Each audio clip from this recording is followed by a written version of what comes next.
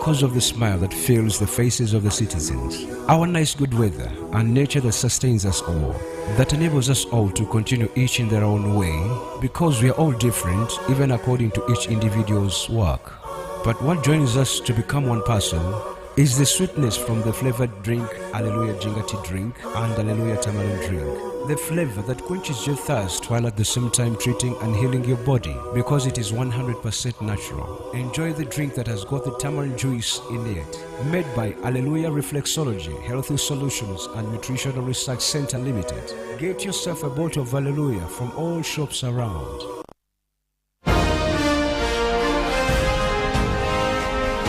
Live from UBC Studios in Kampala. This is Good Morning Uganda.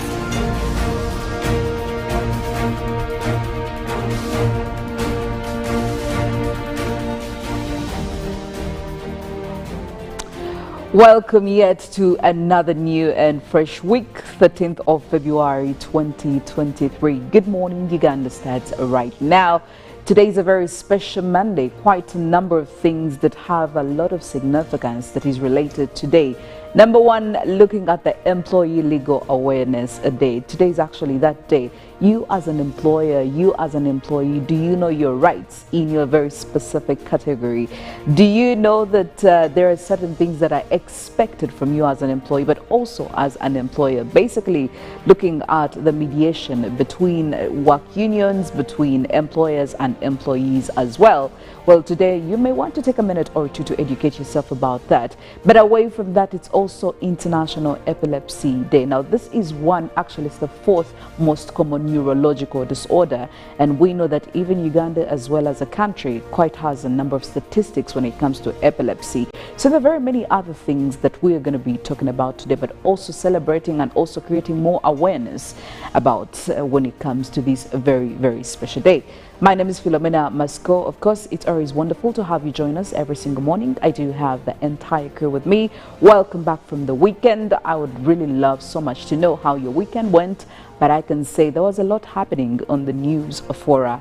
And obviously, myself, Robert, Mollen, and Felix will be giving you a few highlights here and there, both internationally and on the local scene. Well, for the starters, we just need to know. Robert, welcome back from the weekend. Good morning. Oh, thank you. You look good. I must say you seem to have had a very lovely weekend. Well, it was okay. It was okay. I cannot complain. Yes, you know, a person who had a fairly good weekend, you just look at them and you can tell. Seeing my sister over there, that I'll comment later. Felix, it could have been a 50-50. But I want to say I had a lovely weekend. I attended church and I was full of joy. You see, by closure of the week, the NSSF Investigative Committee of Parliament had left me very upset. And I was like, hey, but really? How? Yes. You know, there's that clip, you either say yes or no. You know, and when you look at an entire department and it's owned by a family, you're like, what is happening here? But the Archbishop of the Anglican Church, yes, Dr. Stephen Kazimba Mugalo, gave us 1,000 reasons to be proud of who we are, 1,000 reasons to celebrate, 1,000 reasons to know that we have a man at the helm of the Anglican Church in Uganda who is led by the Spirit of God and not mankind. That you have a man who can stand firm when it comes to saying this is not what we believe in says. When he first said, should Expo Conference go ahead and pass or bless same-sex marriage, well, we were going to quit that. And I want to tell you, Friday held a press conference. He came out very, very clear. You know, there are people who sometimes want to make statements, but they beat around the bush. Then at the end of the day, they have left you wondering, have they said no, have they said yes? Yes. They leave you in the gray zone. Yes, you can't figure out what is what. You know, they don't want to say we are against, they don't want to say we are for. So using the English language, which is rich in a number of words, they find all kind of phrases to leave people confused. But he was very clear and said we cannot continue being part of this church, our mother church in Canterbury, when they come out and say they are blessing same-sex marriage. He said when they first appointed a gay, to head the synod, we were like, is this right? Don't they know? But when they have passed this, we cease to be. And I must say thank you so very much, Archbishop. May the Almighty God continue giving you guidance, giving you life, giving you everything you need to lead the flock of the Lord. He's a very good shepherd. Well, there was so much clarity in that communication while he was, of course, talking to the press and a couple of other people who were in attendance. We are yet to see how that goes. Mollen, welcome back from the weekend. Good morning. Yes, a very good morning to you, and well, quite a long weekend, but we're here now. It's Monday. Usually you think Monday is just going to probably swallow you up or something, but nothing happens. You actually get in, and before you know it, it's actually end of week.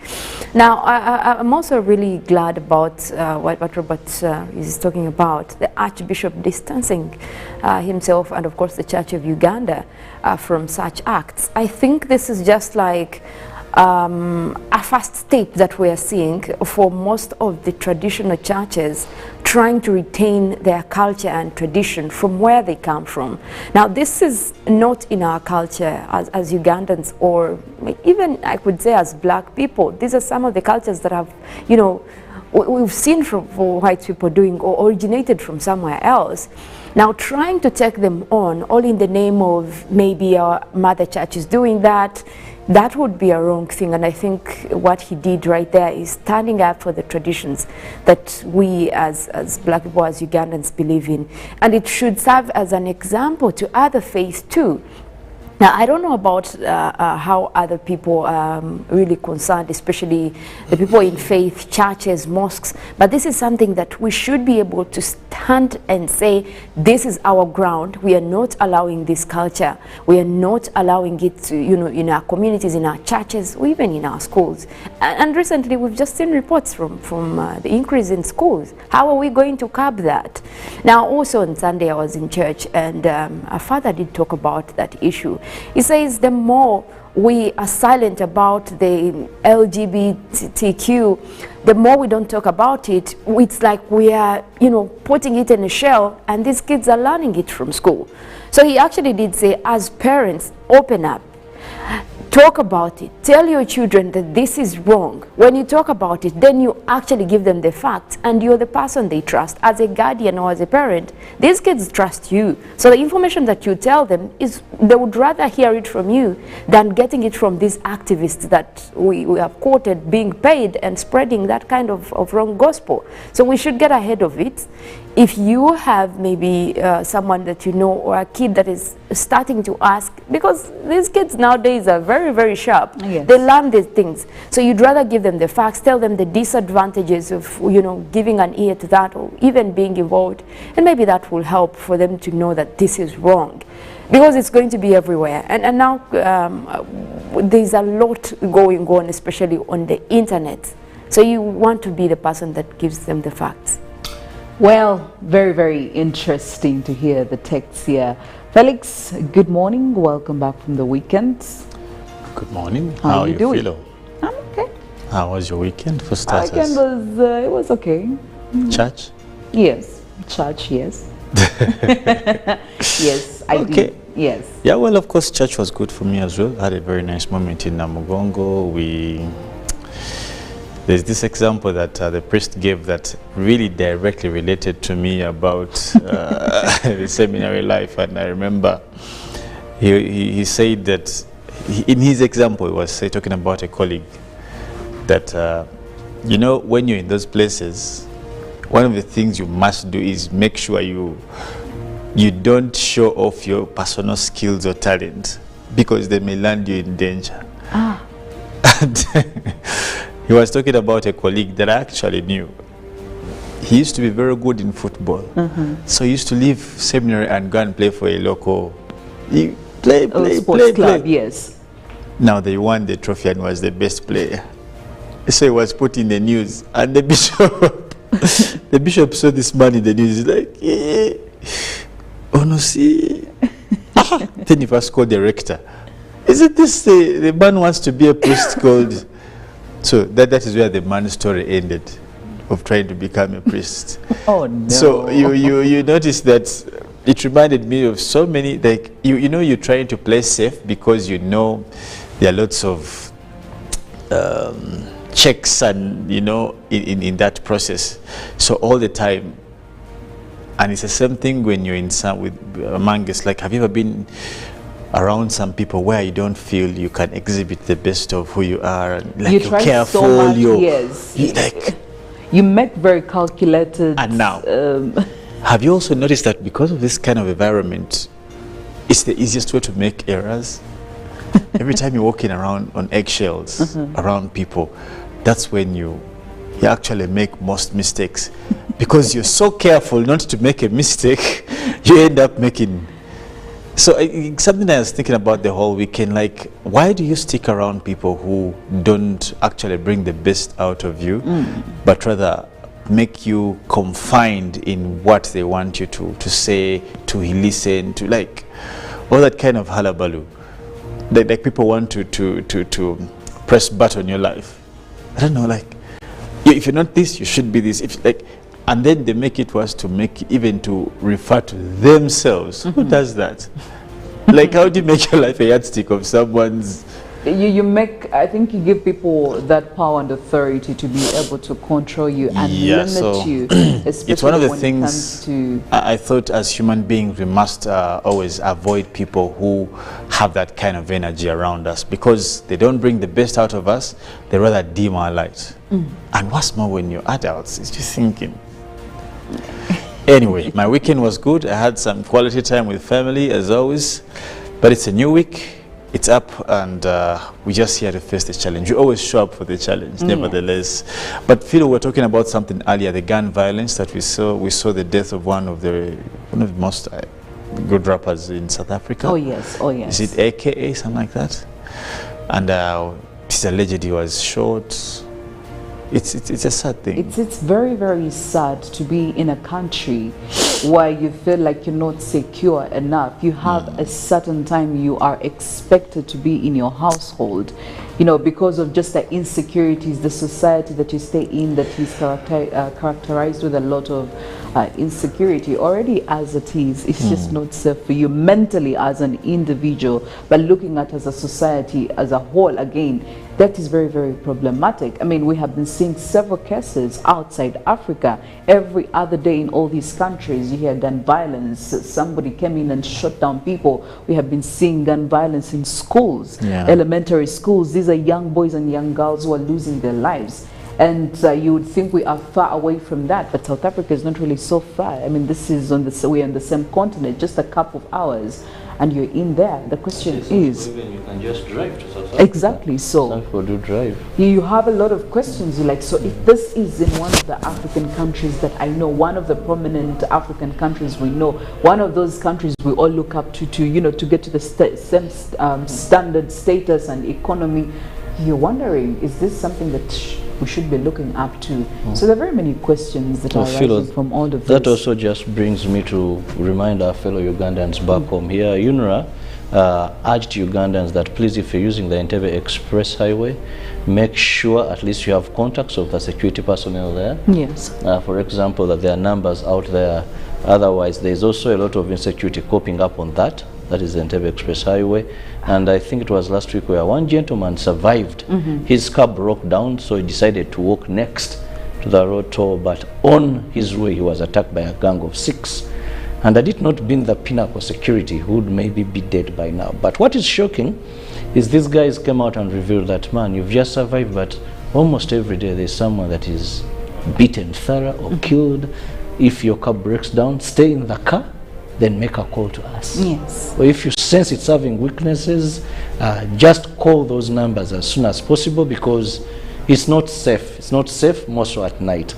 The gangs that have made a habit of attacking people, some what they do is they'll get some piece of wood, put nails, and throw it in the middle of the road. Throw it in the middle of the road. Then hide a distance. So when you come driving, because a highway, you're so fast, you step on it, and they will know automatically your tire is going to have problems. So they just wait for a short distance. They come following you. They make an estimate, and yes, you know, that well, if he's to go, he will go for maybe 10 minutes from now. So they just have to trail and they'll find you out of your car trying to fix the tire. They'll come as if they're helping you, then they'll manhandle you, beat you thorough, rob whatever you have. So Pinnacle Security says they are there. Call them at that toll. You can ask for those numbers as you're entering in. Yes. That in case they have any problem, what are those numbers? And the help is free. And the help is free, yes. It's only when they tow your car that you have to pay later. But for such things, no cost paid. Well, I would really love, I'm forced into saying these are some of the challenges that happen, but we shouldn't be comfortable by the fact that there is quite a lot of insecurity. This is a very busy road. Very many people actually use it. It's a highway, it's also secluded. So there is a lot of caution that is necessary, or that it necessitates you to be, taking over. You need to know these numbers and make sure that you're in the right place, you're talking to the right people when the right situation happens at the wrong time, or at an unanticipated time. Well, it's Good Morning Uganda. We're still going on. A lot of stories happening locally, internationally. Well, if you did miss out on a couple of them, obviously we're very glad and happy to have you into some of these, what happened around you. Robert and Felix will be taking you through some of these local stories. Myself and Mollen will be taking you through some of the international stories. Robert. We'll begin with the Deputy IGG ordering an arrest of a contractor in Isingiro who, after receiving 80% of the money, abandoned a construction site. Deputy Inspector General of Government Antono Mugisha Mohaire ordered for the arrest of a contractor for Building Line Contractors UG Limited for allegedly abandoning a construction of Ram Moranga Secondary School in Kagate sub-county. The contractor, identified as Kagwa Wilbur, allegedly abandoned school upon receiving 80% of the contractor's sum of money. The Minister of Health, Dr. Jane Ruth Aceng, is concerned over the poor performance of government schools in Lira City as compared to the private schools. This is after most government schools failed to make it to the top in PLE results. Now, Aceng now wants public school teachers to emulate their counterparts in private schools for better results. And away from that, we now head to Karamoja, where over 100,000 iron sheets are to be distributed to close to 7,000 beneficiaries across the 9 districts of Karamoja. Each reformed warrior who returned a gun is supposed to receive 26 iron sheets for roofing their houses as they resettle back to their community. However, the area chairpersons are complaining that not all of the former rustlers got the iron sheets. The resident district commissioner, Serere District, Nakamanya Harriet, has warned all external parties heading to the area to take part in the coming parliamentary by-election that security will not hesitate to arrest all those intending to disrupt the polls. Now, this warning comes as the district is set for parliamentary by-election campaigns, which will start on Monday.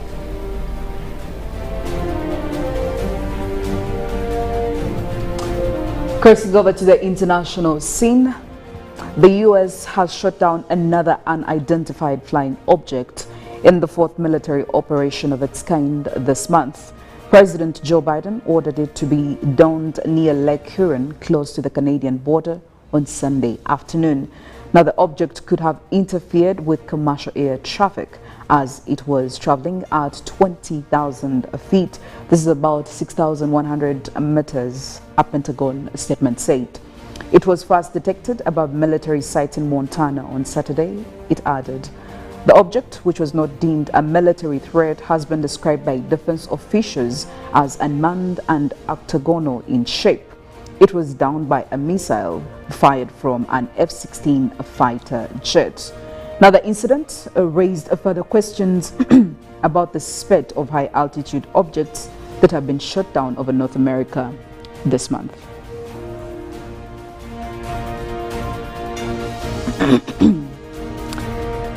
Well, in more sad news, the death toll from the earthquakes in Turkey and northwestern Syria has exceeded 33,000 as rescue efforts continue. The number of deaths in Turkey has risen to 29,605 on Sunday, while more than 4,500 people have died in Syria. Turkish Health Minister Fahrettin Koca says a baby was rescued from the debris in Hatay province 150 hours after the quakes hit the region. The United Nations says up to 5.3 million people in Syria may be homeless after the earthquakes, while nearly 900,000 people are in urgent need of hot food in Turkey and Syria. The Syrian government has approved the delivery of humanitarian aid to earthquake-hit areas outside its control, according to Step Media. Turkey says it is working to open 2 new routes into rebel-held parts of Syria.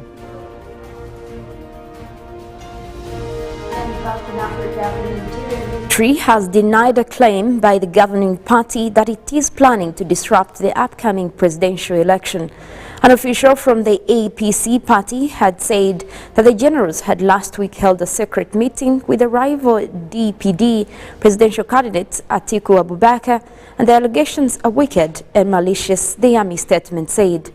The race to become the next president of Africa's most populous country is too close to call, and the 3 top contenders in the 25th February elections are Bola Tinubu from governing All Progressive Congress, Atiku Abubakar from the People's Democratic Party, and Peter Obi from the Labour Party.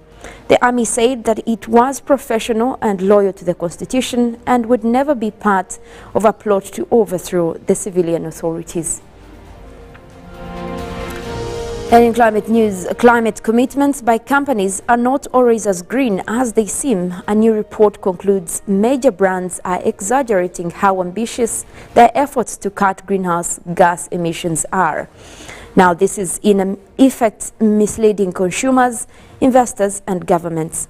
The report published on Monday by the Europe-based environmental thanks New Climate Institute and Carbon Market Watch examined 24 companies, including KitKat manufacturers Neitso and the automaker Volkswagen. It found that only one company, Shipping Farm, had climate plans with reasonable integrity, while the rest were assessed to be moderate to very low. For the majority of companies, we found their climate strategies to be lacking, said Thomas Day, a researcher at the New Climate Institute who co-authored the report. Well, of course, while we are still at it on the topic of news, there is a lot happening in our dailies, the New Vision, the Daily Monitor. Starting off with the New Vision this morning, NRM top leaders meet Among and Namuganza. And inside efforts, of course, to resolve the January 23rd Parliament censure, things are getting hotter. But of course, we did anticipate that here. We were talking about it a couple months or a couple of weeks ago. Still in more stories, ministers' relatives arrested over relief items. Yikes. And of course, President appoints new party coordinators and the new curriculum, Senior 2 Chemistry, Senior 3 Maths and Physics. And Nigerian ambassador graces Harvest Money Expo. And in the big picture over there, Museveni tips journalists on prosperity. And you're looking at the President Yoweri Museveni with leaders of the Uganda Journalists Association at Chambogo University grounds. This, of course, happened on a Saturday.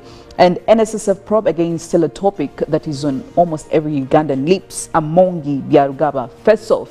We're looking at conversations or inconclusive conversations about money being requested by who, given permission by who, what is that money going to do? All of that you will find in the New Vision this morning. But the Daily Monitor as well has quite some interesting stories. Felix. Now, inside the fights at Ugandan embassies, reports indicate that fights over control of finance and supremacy at 17 Uganda embassies abroad are fracturing work relations and lowering morale among staff. Now, gay talk dominates North Karamoja Bishop enthronement and the life and stellar of career of no lawyer, that is Mary. Still in the same papers, Byarugaba among clash over savings, and Kasaija blocks 370 billion Kisenyi land purchase. DR Congo soldiers face death over, that is cowardice, and government launches water biking, and Christians fail to collect 700 million for Bishop's party. Christians in Mukono diocese are struggling to raise 700 million required for the consecration of the new Bishop. Wow. Awesome. Well, very, very interesting. If I were you, I would honestly grab copies of these two very stories that will have you question why something's happening. Well, before we get into the health tip of the day, just to let you know about our poll questions, we do always appreciate you sharing your 2 cents. Some of the topics that really have a lot to say about what is happening. Recently, just about 3 days ago, we did see the Ministry of Finance release the poverty state report of 2021, the poverty status report actually of 2021, and they did advocate for several government ministries, development partners, agencies to come through and actually find out what are some of the reasons of this poverty we are seeing in Uganda and what could be the possible solution. So in the same spirit, we would love to know from you, of course, from our poll question this morning, how best can Uganda alleviate poverty and also improve the quality life of Ugandans? How best can Uganda alleviate poverty and improve the quality life of Ugandans? Of course, we'll be having quite a more detailed conversation about this later on between myself and Felix during the Good Morning Uganda newsreel. Hashtag is UBCGMU. Let us know. Make use of our WhatsApp number 0709-602-592. And on that note, definitely, I'd love to hear what Robert has to say to you this morning. Well, I'm holding 3 bottles here. Hallelujah Jinga tea, Hallelujah tamarind drink, and Hallelujah banana drink juice. Now, these go for 1,500 each, and they boost your immune system. Well, we're going in for the song of the day. Today is Monday. Of course, you need that inspiration to start off the week and be very, very productive. When we get back, we still have quite a lot to relay unto you. We have the discussions in the newsreel. We have Mollen coming in with weather and climate, and also give you the forecast for today and the traffic updates as well. Not forgetting the GMU agenda and of course GMU Extra plus the sports updates. All of that in Good Morning Uganda. We'll be back shortly. Good morning.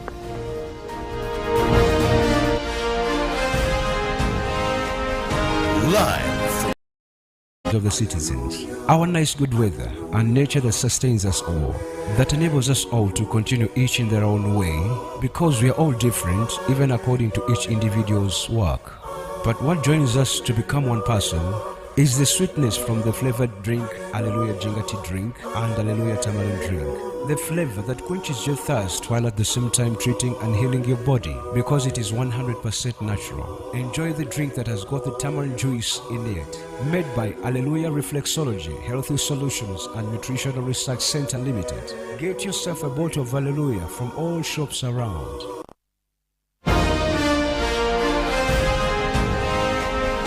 Live from UBC Studios in Kampala. This is Good Morning Uganda.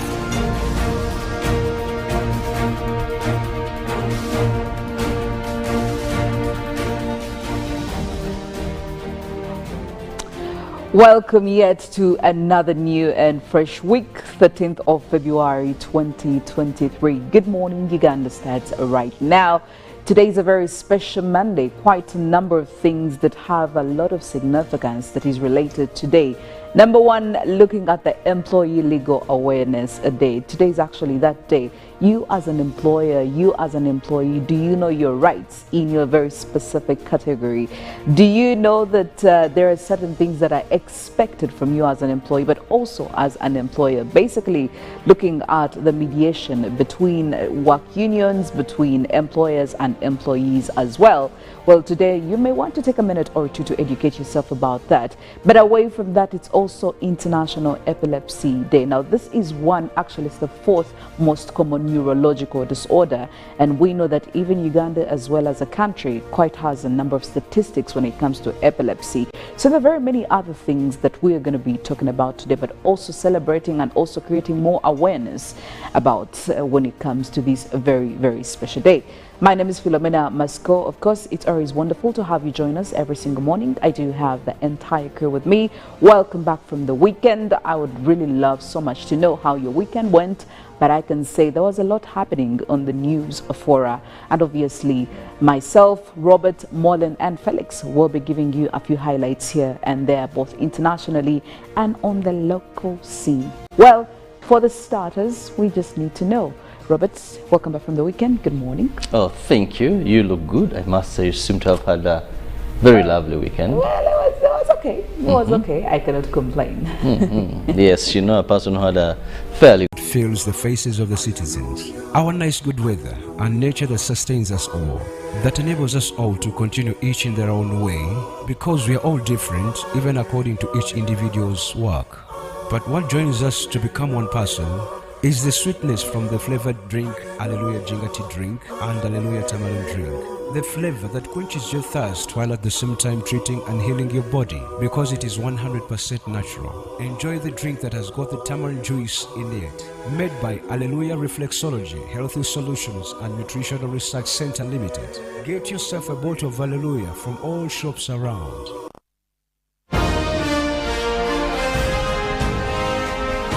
Live from UBC Studios in Kampala. This is Good Morning Uganda.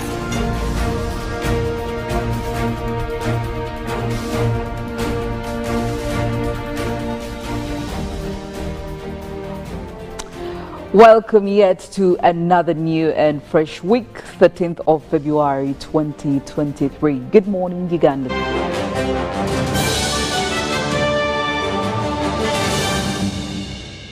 Was brought to you by Get away with MTN Momo Advance. Momo Advance tops up your Momo to complete your transaction. Dial *165*5*3# to apply. MTN Momo Advance is always available when you need it.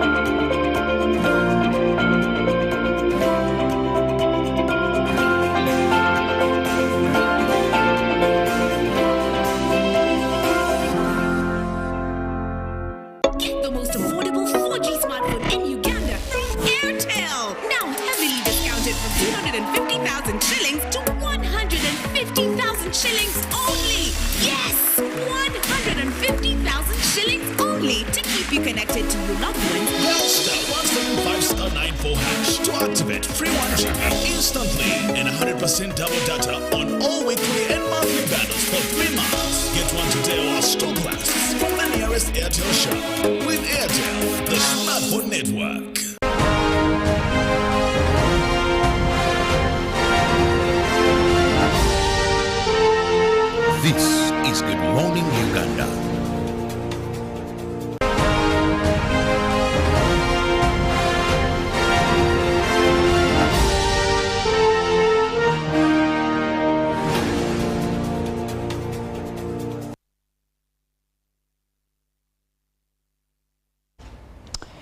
Good morning, Uganda. Thank you for joining us once again. The day is Monday and it is the 13th of February, the year of 2023.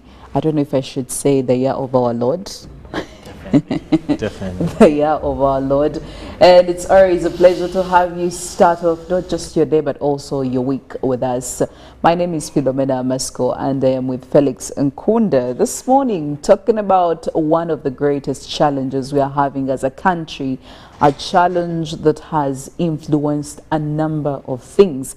And some of these things is the quality of lives of Ugandans, ordinary Ugandans, extraordinary Ugandans, in all possible ways. When it comes to poverty, I mean, how far have we gone? Last week, we did see the Ministry of Finance that did release the Poverty Status Report 2021. And I can say this one was the third in the series under the National Development Planning Cycle, guided by the theme Jobs, Informality and Poverty in Uganda, giving, of course, insights on the performance of Uganda as an economy before COVID-19 and also after COVID-19. Now, I mean, when we look at this theme, definitely it is in consonant with some of the major highlights and also medium-term aspirations of increasing average household incomes for an ordinary Ugandan. Definitely, this is very key when we are looking at a development, and of course, when we are expanding on these issues as aligned in the 2040 vision. We have talked about the 2040 vision, not just us, but even His Excellency. We are looking at certain goals that we should have achieved by then, and I could say that there are very many key indicators that were highlighted in this report, as we will be looking into between myself and Felix much later on as we go on, but also some of the causes of the poverty that were highlighted and the possible solutions that were brought to the table. Now, when it comes to the solutions, we need to gauge ourselves. How are we doing? One of the solutions they did talk about was actually education. Education was one of the things that was highlighted to be one of the possible solutions that is going to bring us out of this poverty status. And even just aside from education, there were quite also another important issues like financial inclusion, which will also be one of the key ways of us saving our souls from this terrible thing called poverty. But how are we doing on these two, financial inclusion and education? Well, we'll be expounding into that, and of course, Felix here being quite an educationist, a man who believes in education. I believe in education. He's in it. He's an active educationist. So, yeah, clearly it will be very interesting to hear his take on that. Be part of this conversation. Join us. Our morning poll question, of course, again, is in line with that. How best can Uganda alleviate poverty and also improve the quality of lives of Ugandans? What is the best way to achieve that? How best can Uganda alleviate poverty and improve the quality life of Ugandans? Hashtag UBCGMU. WhatsApp number, of course, 0709 602 592. How best can Uganda alleviate poverty and improve the quality life of Ugandans? Maybe just to start with Felix. Felix, are you happy with the quality of life you're living right now? If no, please expound. If yes, please expound. No. It would be very unfair if I said I'm not happy with. I've personally had a fair portion of God's favor. So I wouldn't say... You can't complain? No. Or you can complain a bit less than I'm not complaining. I've seen where I was and where I am. There's definitely a big difference. So I wouldn't say I am among the Ugandans who struggle to live. Okay. And I thank God for that. Yes, I don't take it lightly. You're a very lucky person. I Very am. lucky man. That's why I said I know I'm favored. Can we say God's favor has been extended to quite a number of other Ugandans? Oh, yeah, well, a few of them. As it were, or as it is, I've always told people that favor is not fair, and it doesn't have to be fair. It's not for everybody. No. That's why in the great book that we do read as Christians, you find that there are characters that only appeared once because the favor could only fall on them. Yes. Solomon could only be one Solomon in the Bible. There could only be one man after the heart of God, David. There could only be one Abraham, the father of our Christianity. There could only be 12 disciples out of that population. You know, there could only be one Esther. There could only be one Hannah. There could only be. So it's a blessing.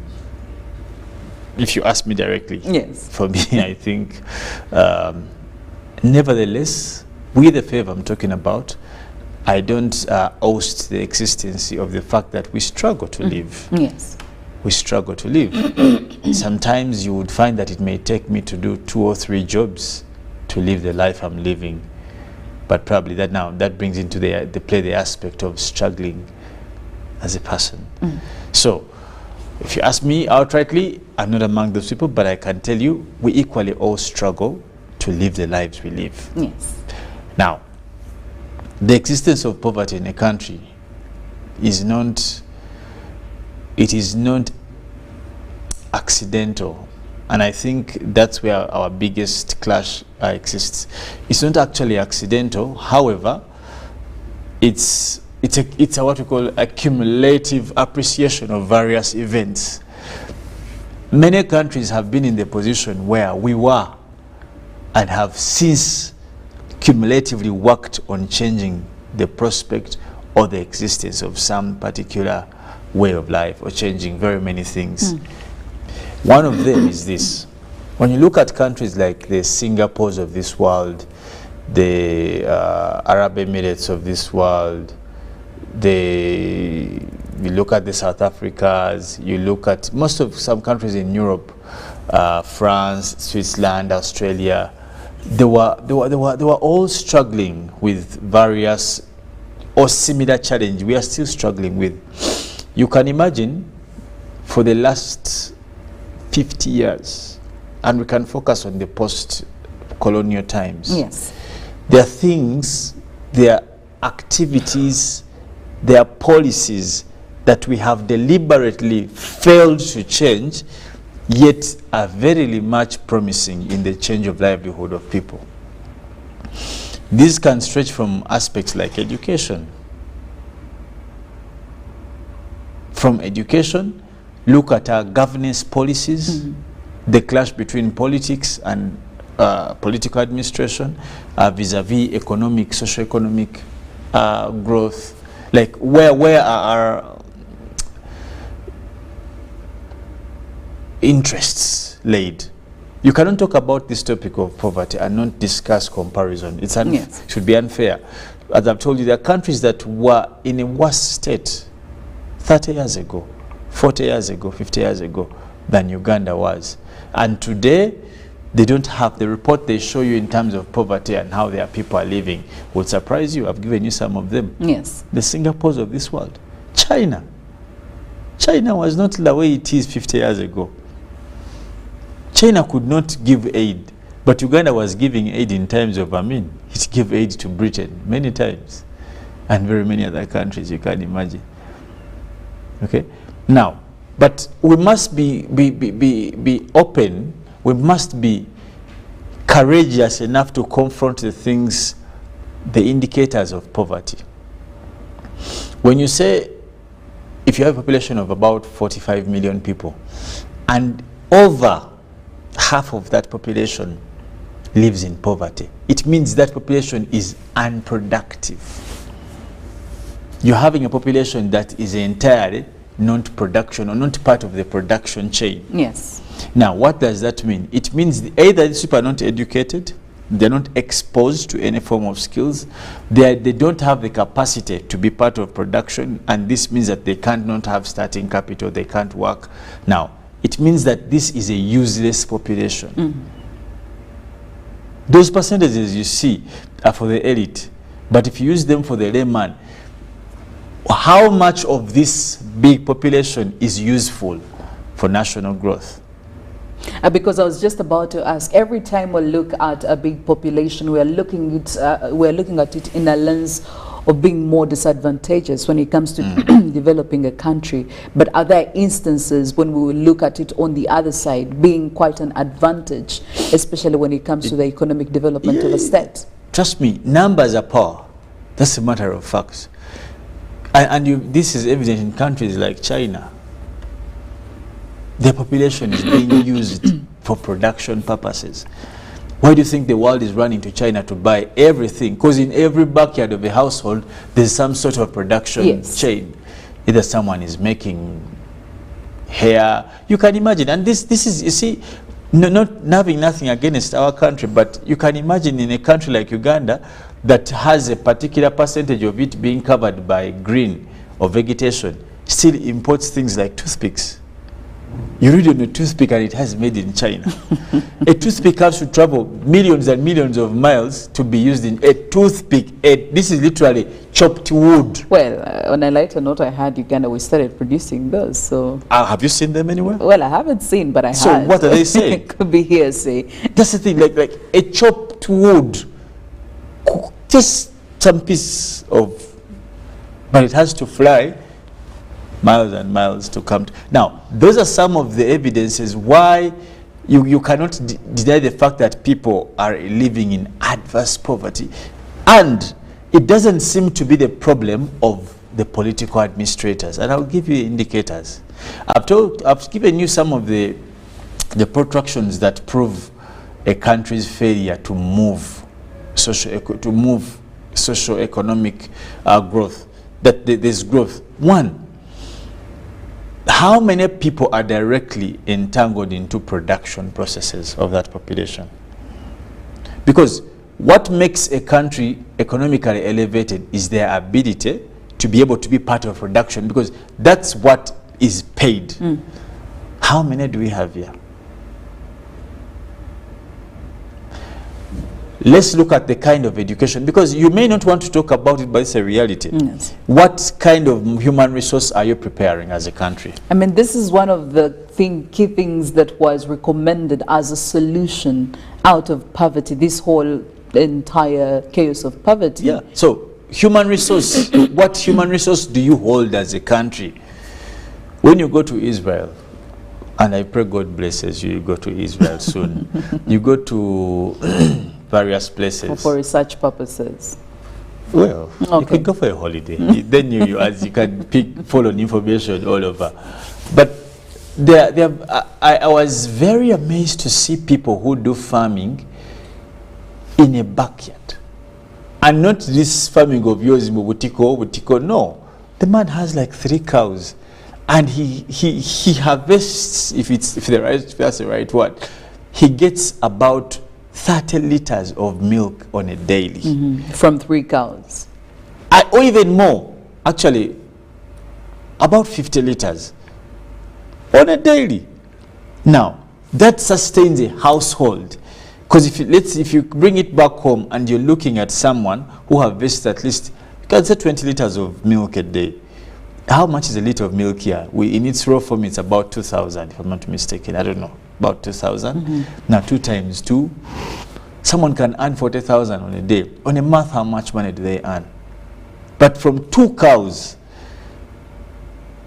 But like, this knowledge it seems to be direct, like, but do the people have knowledge? Brings you back to sensitization and education.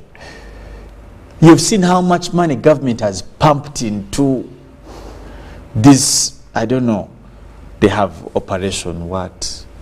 Myoga. Now there's OPDM, they say, is it a parish development, something like the that? The parish development model, PDM. Yes. Ismani Youth Livelihood. Millions and millions of money are being pumped to answer this question of poverty. But the big question is, how have you answered the question? Do you feel, does the country feel that these solutions actually yielding results?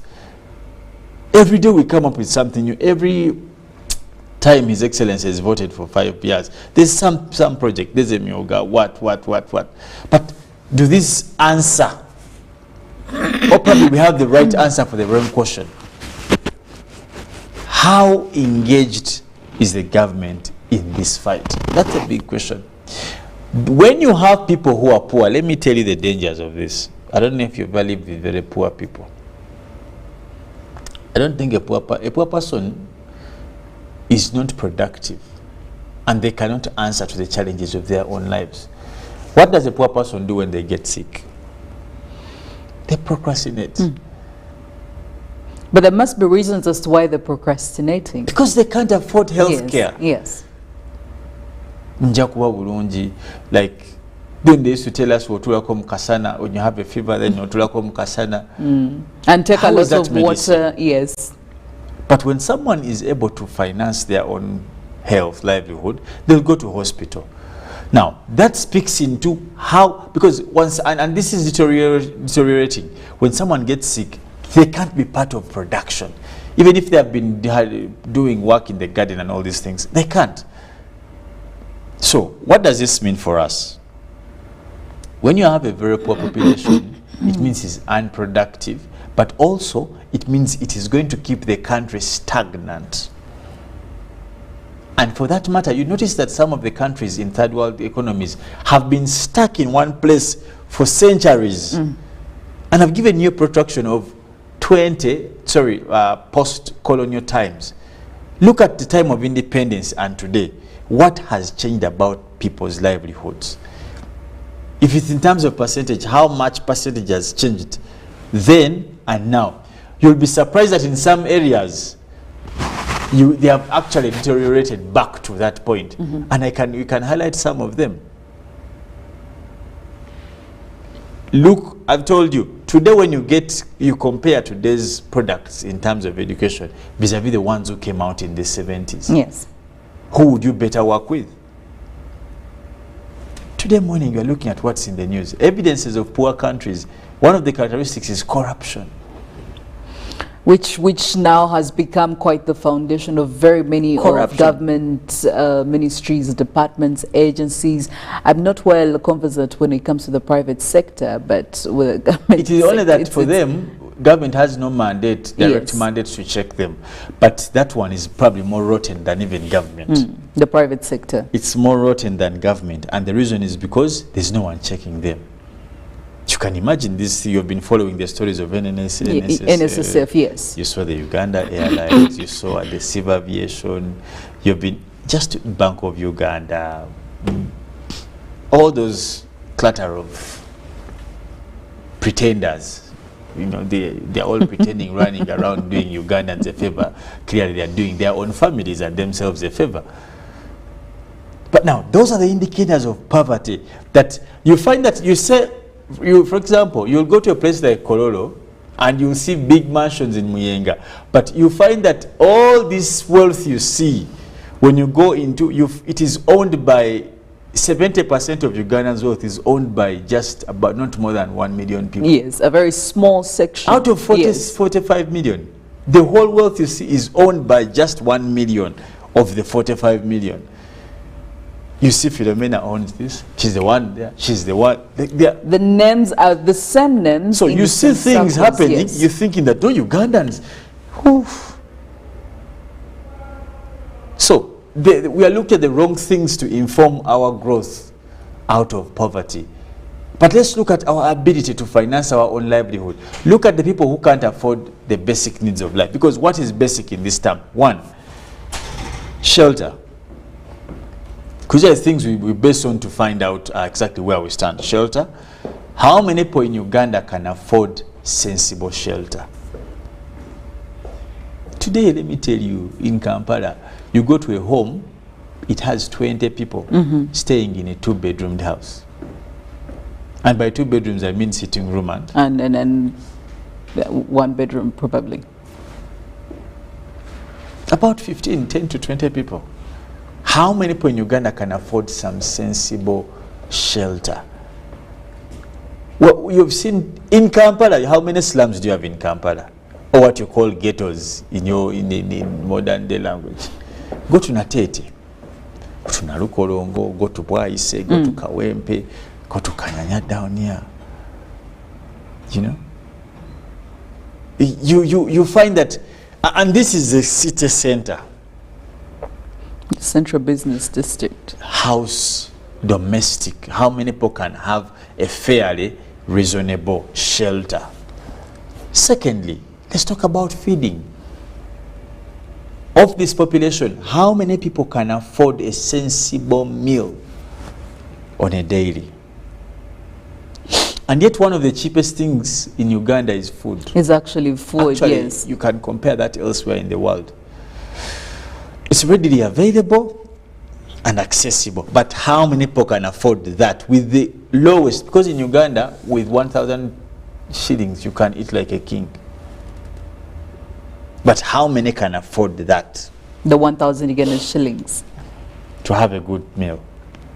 Now, these are the indicators. Shelter. Just look into your locality, whoever is watching us. Around you. Bantu basula batya. How do they sleep? How many people can eat a fair meal in this country? Third, transport. If you wanted Philomena to move from here, let's say you're staying in Chengera and you're working in Kampala. Yes. What's the ability of you moving forth and back with reasonable measures. These cars you see on the road, are here traffic jam, what?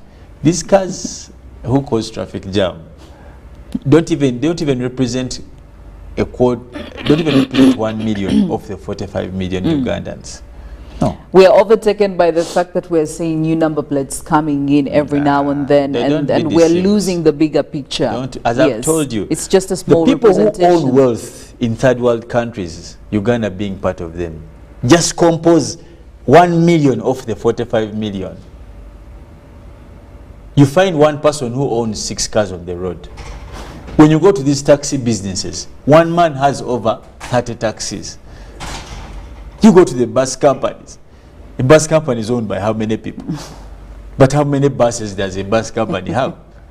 So what is causing jam on the road is not necessarily because people are... There's one man who made a very, very lousy statement. And I hope God forgives this man. I was in one of the institution and said for him, when he looks in the parking yard of that institution and he sees cars parked, that is a representative of employee growth. As you can imagine, such an administrator who thinks like this. So this doesn't indicate, and these are the myths. Secondly, if you want to prove that these are not indicators of growth, what you're talking about, traffic jam and what, ask, you put a roadblock one day on the road, and you say Masaka Road, whoever is entering Kampala, travel with your car logbook. The cars are actually not. Well, we're looking at the poverty. Talking about Simani Kaunyemu, you'll see more Kaunyemu when you ask for people's... We're looking at the poverty status report 2021. Clearly, there is quite a very big section of people that are suffering from this. Now, the poverty status report was released just 3 days ago, and there were key findings in this report of 2021. Number one, approximately 10% of the population had attained the National Development Plan 2 target of a per capita income of $1,039. Education still remains the key route out of poverty, and major drivers of poverty include drought, crop pests and diseases, floods and COVID-19. Now, this is pretty much a new problem, COVID-19, but it's already taking up such a big position. And also another indicator, a few districts met the NDP2 poverty reduction target of 14% by 2019-2020. And also per this report, increased poverty in the north is explained by increased urban poverty in Lango and Acholi. And highest poverty was registered in Acholi, standing at a percentage of 67.7%. This is in Acholi, and Karamoja standing at 65.7%. Also, subsistence economy is highest in Acholi with about 78%. When we look at the subsistence economy, this seems to be a problem we have been suffering with for a while. Even the regions that have been highlighted standing really with the highest rate of poverty, I feel like we haven't appreciated enough the problem, the fact that these are regions. And when I say we haven't appreciated, I haven't seen direct efforts towards that. Have we left these regions to fend for themselves? Have we given up? Some of these regions even have ministers specifically appointed or, appointed to handle that That's docket. What's not happening? Have we just made them so obvious and we are okay with that? There is no region that can stand in isolation of the central government, let me be honest. And for the few regions that have grown, it's probably for the existence over the long existence of political and cultural administration.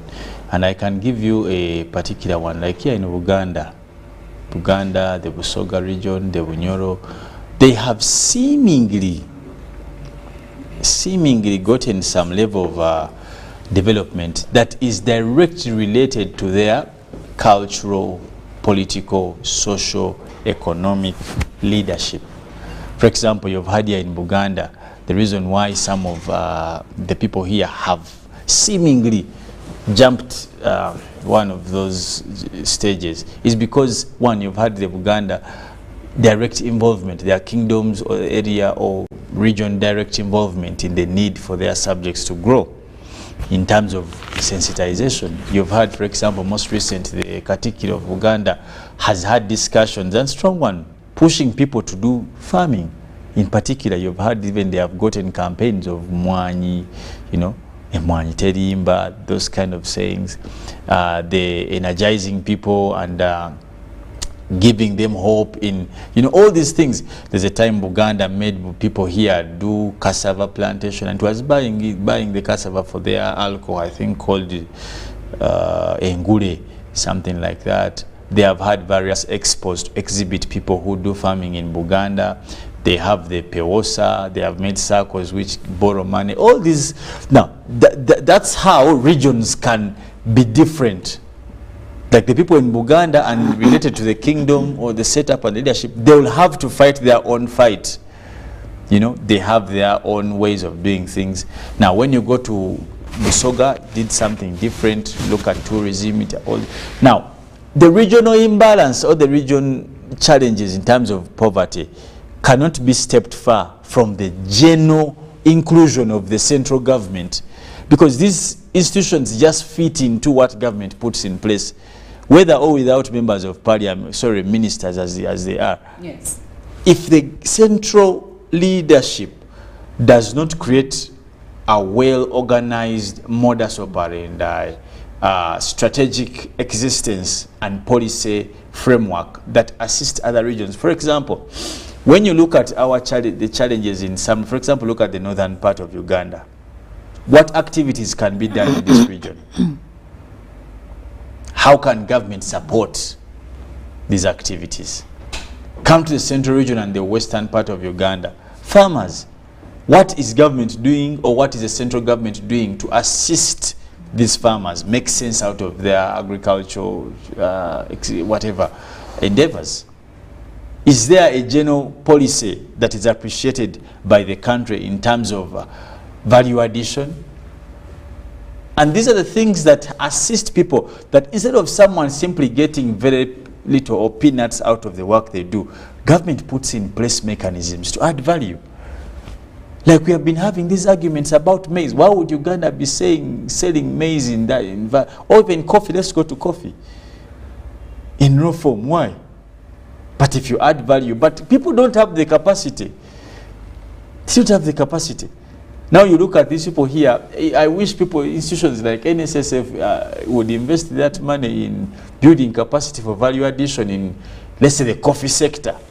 But they are all over borrowing money to every person, a chicken, what, a woo, all over giving cash bonuses. But these are the things, because there's lack of financial direction, institutional financial direction in the country. Yes. This is where we get these challenges. So it's not a regional thing. Some regions definitely perform better, because I've given you some of the indicators. Is what we call what is the relationship between these regions and how they have been organized. Some regions have been organized in terms of cultural leadership, as I've said. And the evidence is clear. When you come to the central region, you see that the development is seemingly much better than other regions. Why? Because they have what we call a cultural setup in terms of socio-economic welfare. But when you go to other regions where there is not cultural setup or relationship or leaning, how do we also assist them in their own discipline? The people in the West are doing a fairly good job. For them, they are utilizing their farming. Yes. They're the ones supplying matoke to Uganda, they're supplying this, that, and all these kind of things. But they didn't. So I think this discussion of poverty is not about to, we are not about to make sense out of it. I can be honest. Yes. Why? Some of our leaders are not intentional about elimination of poverty. Some of our leaders are definitely not intentional. And I'll give you an example. If you're intentional about eliminating poverty, one, you focus on the health of your human resource as a country. People should not die just like that. You must be keen to keep your human resource alive and able to be part of production. And that means your health sector must be up and running. 2, education. Education. Yes. What are your people learning? Because this directly works into fighting poverty. What's the use of making a child study all these 16 how many years? And at the end of that, in fact, on average, let's just count the money you invest in from nursery to university. On a fair nursery school, probably by 2000, it would go for about 150 to 200. Yes. And this is on an annual basis? No. Per term? Per term. Yes. So if you're going to spend 3 years, they spend 3 years in nursery? Yes, 3 years. Probably said 2. Okay. Baby, middle, and so maybe you'll spend about 2 million or 3 for that process. 2, let's say 2 million. Then you go to primary, 7 years. Maybe you'll spend another 4 million or 5. I don't know. Could be even more. I'm just looking at the lowest. Yes. Then you go to secondary, S4 to S6, maybe another 6 million or so. Go to university. Now, you spent about 30 million for all these years of 40. At that point, it can even go to 100 million. To come out of university to do what? To sit home. To sit home. For a good probably 5 or 6 years. You spend all that money for a child to become a secretary? After all these years, you're studying to sit there and help someone type. But you've studied for about 16 years to do that job. Do you have to study 16 years to be someone's secretary? To earn 400,000 shillings Ugandan?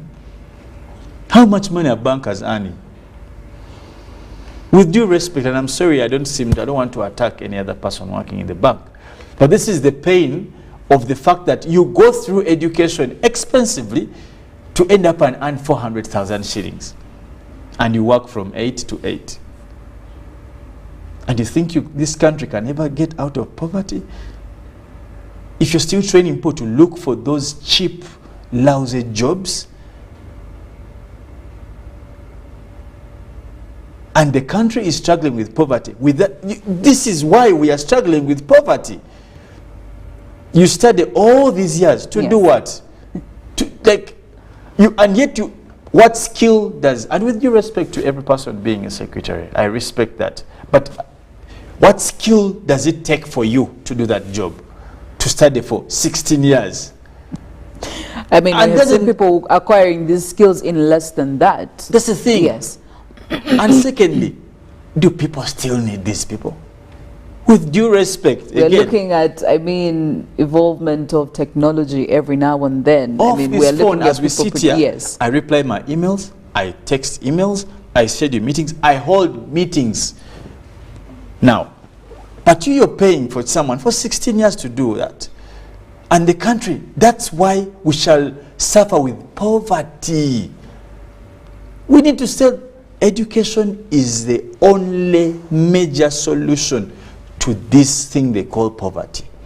Imagine these 16 years, Philomena, if someone is studying to do these hair things and beauty what, and they're 16 years, someone, don't even probably for less than that, it will take someone to, about how many, I don't know how long it takes someone to learn how to I don't know what they call it, to wave or to weave or hair. Or well, I really don't know, but I know that somebody can even just be on hand. Hair. I don't know how long it takes to do all these things. Yes. Like interior design. Does someone we need to have a thorough discussion in our education. Otherwise, we are going to be here lamenting. And I find a thing, the evidence that we have against the uselessness of the kind of education we have is the fact that the most important institution in terms of representation, national representation, the parliament, even lowered its requirements.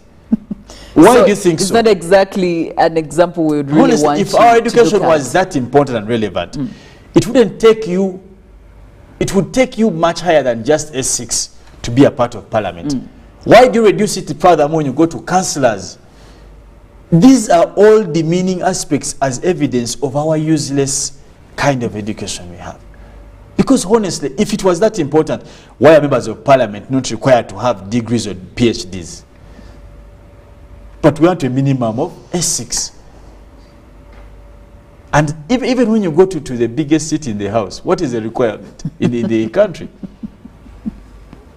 Will you go to cabinet? What's the requirement for you to sit in cabinet? There's something for us to do about education, and we may have to discuss this as parents, by the way, because now this is no longer a problem for the country. So we have to agree to have this discussion as parents, because we're the ones who are paying the money. We're the ones who feel the pinch when the money we have invested in doesn't actually accrue the interest we expected. Poverty is a big challenge, and I don't want to say Ugandans don't want to work. One of the causes, I don't think one of the causes was people don't work. People do a lot of work, but they earn peanuts. That no wonder most today there's something cropping up saying people are working smart than hard. But where does that even apply? Well, we're looking at the Poverty Status Report 2021. Felix, I may have to cut you short. But, well, the question is still going on, our poll question this morning, and we would love to hear from you. How best can Uganda alleviate poverty and improve the quality life of Ugandans? How best can Uganda alleviate poverty and improve the quality life of Ugandans? Well, as they were addressing, as they were talking about this report, the Permanent Secretary for Ministry of Finance, Ramadan Gobi, actually said that they're still very, very open to making sure that they create a conducive environment to ensure that some of these strategies they have brought into play can actually act out and do what they're supposed to do, looking at things like the parish development model. And again, this is a promise that we would love to hear, but we would also love to see it being put into practice.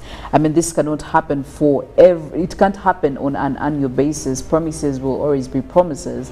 At the end of the day, the suffering will not change because of the promises. There's too much PR in government agencies. That is true. We also they say things to make it look like it's all rosy, but there are so many lies beneath those PR statements. Well, we can only be a bit optimistic.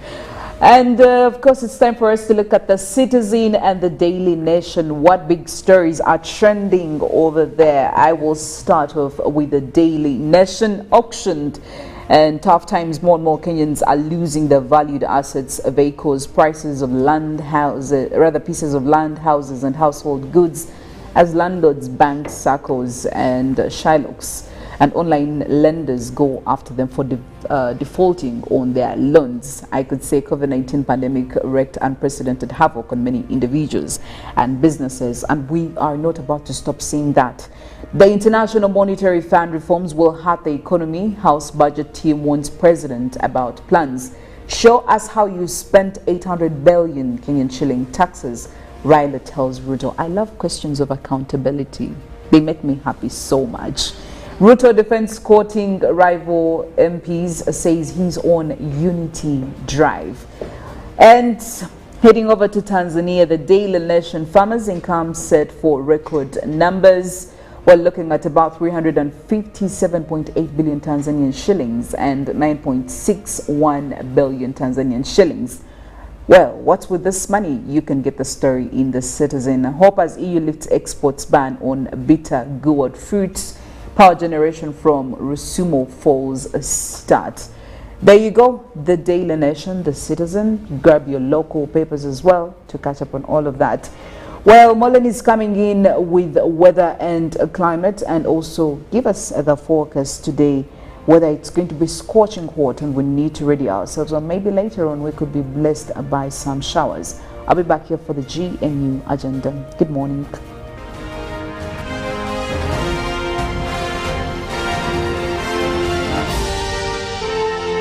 This is Good Morning Uganda.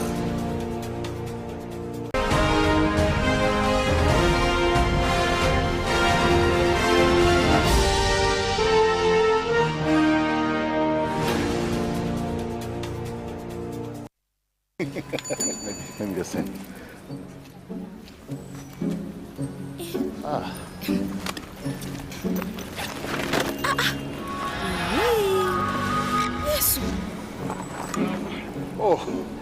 Accessing your contacts the old way. Yeah. Accessing your contacts with the My Airtel app.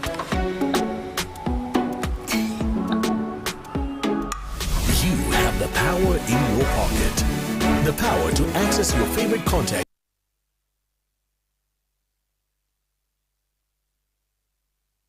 When you talk about our motherland Uganda, the pearl of Africa, you cannot fail to smile because of the smile that fills the faces of the citizens. Our nice good weather and nature that sustains us all, that enables us all to continue each in their own way because we are all different even according to each individual's work. But what joins us to become one person is the sweetness from the flavored drink Alleluia Jingati drink and Alleluia Tamarind drink. The flavor that quenches your thirst while at the same time treating and healing your body because it is 100% natural. Enjoy the drink that has got the tamarind juice in it. Made by Alleluia Reflexology, Healthy Solutions and Nutritional Research Center Limited. Get yourself a bottle of Alleluia from all shops around. Pick of the day on UBC.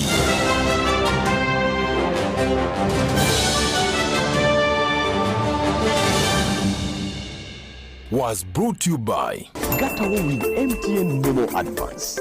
Momo Advance tops up your Momo to complete your transaction. Dial star 165 star 5 star 3 hash to apply. MTN Momo Advance is always available when you need it.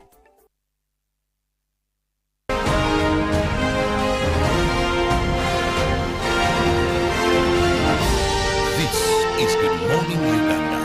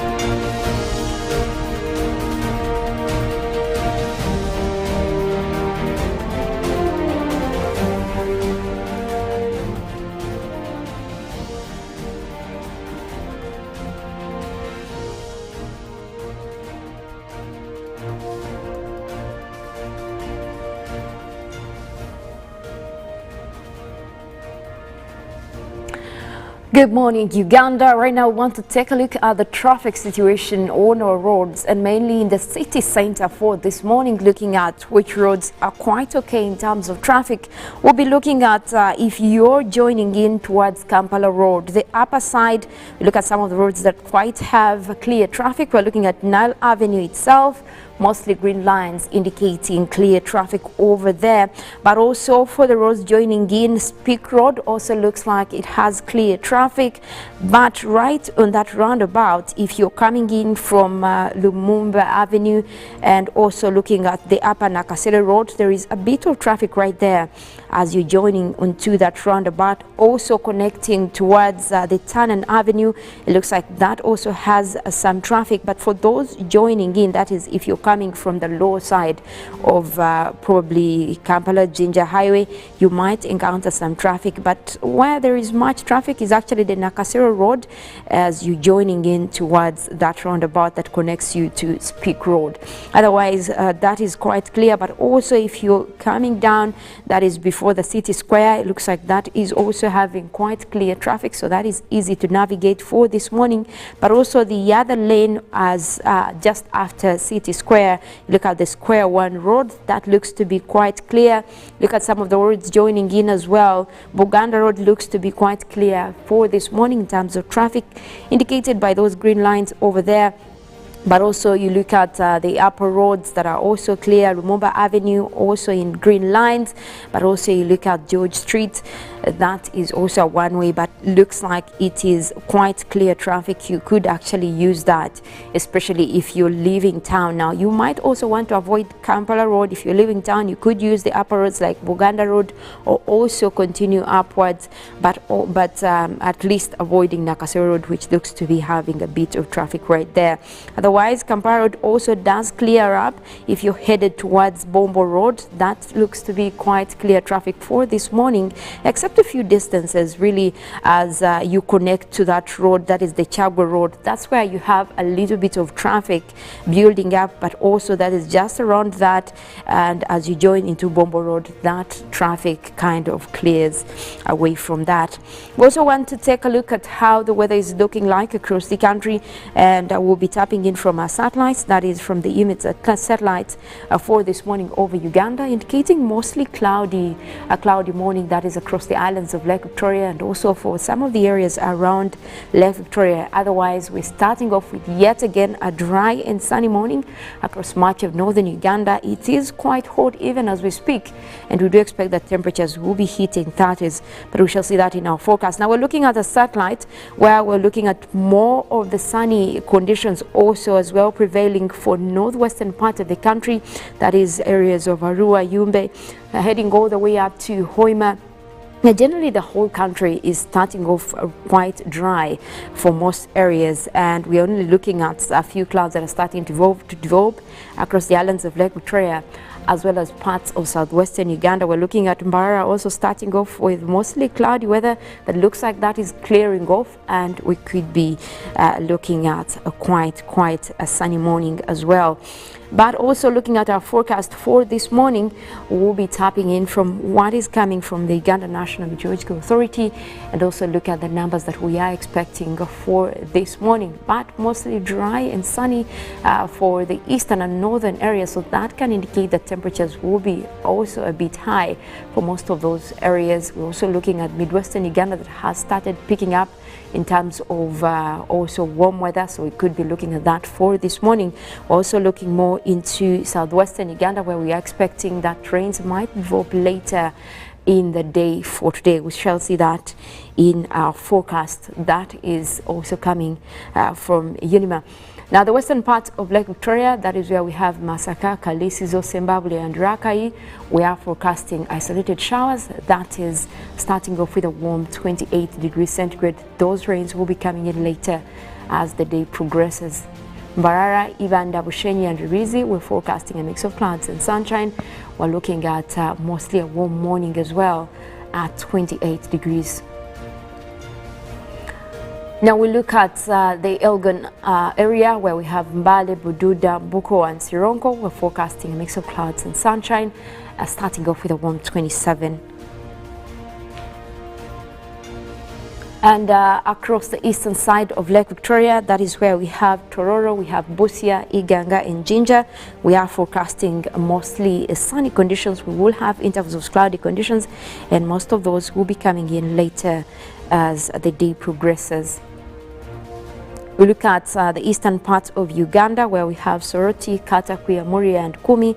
Starting off mostly sunny for this morning. We also expect temperatures to be quite up. Take a look at that 31 right there. It is quite hot over the area, and we do expect that temperatures will even be getting much more higher as the day continues, because we do expect mostly sunny weather even as the day goes by.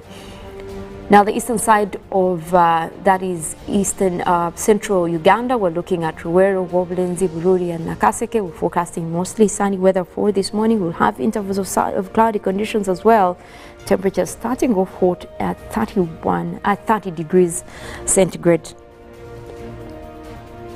We're looking at the central parts of northern Uganda, where we have Adjumani, we have Gulu, Kitgum and Padel. We're forecasting a mix of clouds and sunshine. We'll also be looking at a 31, quite hot for this morning, and also most likely it will get hotter as we expect more sunny weather even later in the afternoon. Now the central part of Lake Victoria, we're looking at Mukono, Kampala, Entebbe and Wakiso. We're forecasting rainstorms will be coming in also later as the day progresses into the afternoon. We're looking at this morning starting off warm at a maximum of 27 degrees. But also beyond Uganda, we're looking at a story also still continuing on the cyclone that has hit New Zealand. That is Cyclone Gabriella. That is the largest the city has had to prepare for, that is in terms of the strong storms that usually hit the area for this time of the year. Now Cyclone Gabrielle brings in strong winds and rains across the area, and so far what we do know is that this has affected 58,000 homes and they're already without power.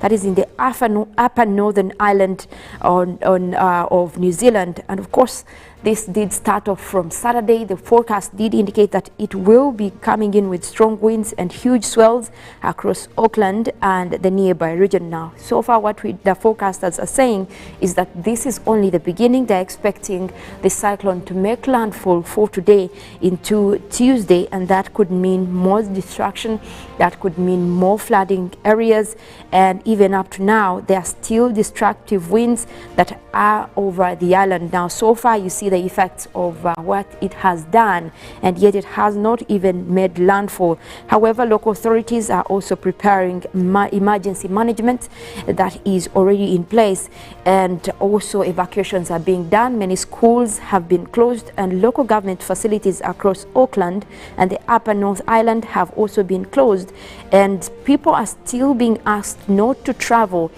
to the area, and also, if possible, be able to be available for state emergency for places where they're actually looking at more evacuations. Now, the meteorological agency, that is the Met Service across the northern Auckland, did say that they're likely to actually have more than 100.5 millimeters of rain, that is within 24 hours, while the winds are expected to be at 159 kilometers per hour. Now, those are enough winds to actually uproot trees, put down buildings.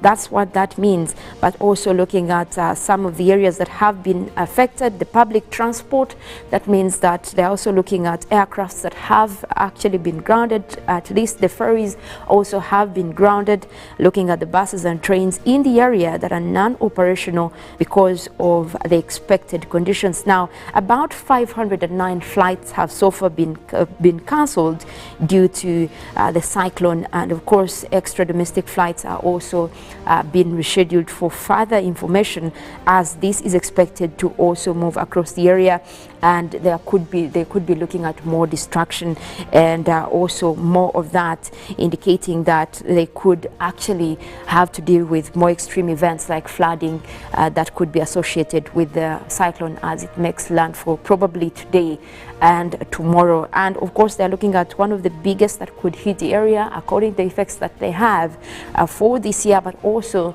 for some time they haven't seen this. Now we also have to remember that Auckland has just been through such an event with heavy storms, although not to an extent of a cyclone, but they have also been getting through such an events of extreme flooding and also rainfall. Now, also what is coming in is that we do have some good news, especially when it comes to commitments on renewable energy. Just a recent report that was coming in from the United Nations Framework Convention on Climate Change is talking about how they've actually found out that solar energy could be the new future. Now, they are looking at percentages of how countries can invest in solar energy and still retain their financial status, especially if they're moving away from some of the fossil fuel use, like use of coal. Now this is quite some good news. Also looking at what was agreed upon, that is in Sharm el Sheikh in Egypt. They're looking at commitments that can be done to look at how far we can go with solar production. Now this is obviously something that countries have been concerned about, and they're looking at some of the agencies that have taken on this initiative. Dubai has been at the lead of this, introducing more solar plants, but also you look at at the cooperation of almost every single country that was represented at COP27. They're looking at all parties having to come together in order to put this to life. Now they're calling upon most of the focal points. We do know that Uganda was represented at COP27, and most likely we'll also be having Ministry of Water and Environment join into that conversation and look at how we can tap into this new potential. Now, there is also a huge question of the monies that were pledged at COP27, especially by the developing countries, by the developed countries to developing countries. What we want to understand is whether countries are taking initiative of that and making sure that such a fund could actually be channeled into making sure that we do have enough solar plants.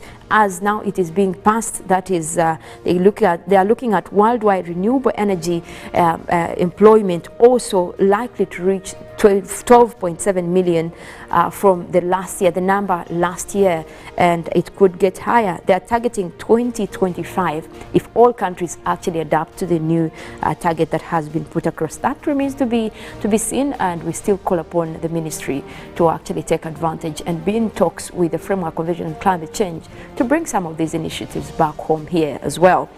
Well, that is it for our weather updates this morning. We do have Good Morning Uganda agenda that will be coming in right after this. Later than that, we'll also be giving you sports, and after which we'll be taking you through Good Morning Uganda Extra. My name is Mollen, Kenyena. I want to wish you a wonderful Monday.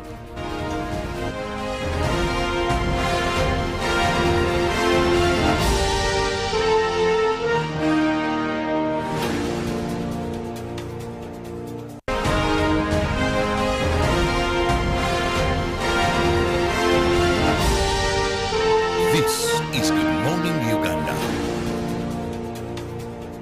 Pick of the day on UBC.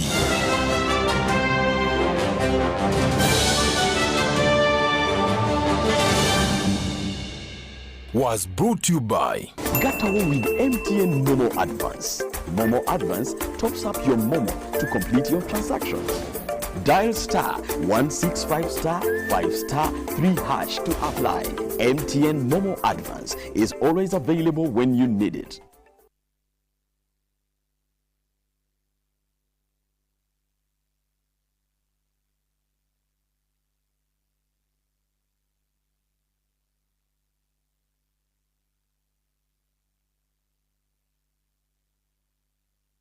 When you talk about our motherland Uganda, the pearl of Africa, you cannot fail to smile because of the smile that fills the faces of the citizens. Our nice good weather and nature that sustains us all, that enables us all to continue each in their own way because we are all different even according to each individual's work.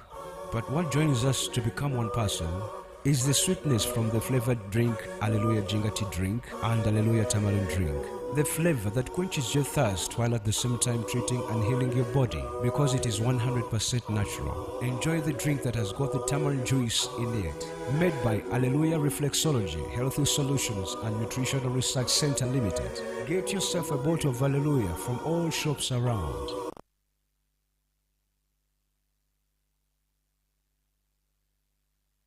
Frantz Fanon said, "Each generation must, out of relative obscurity, discover its mission, fulfill it, or betray it." I know a man who, in fulfilling his life's mission, has raised the foundations of many generations.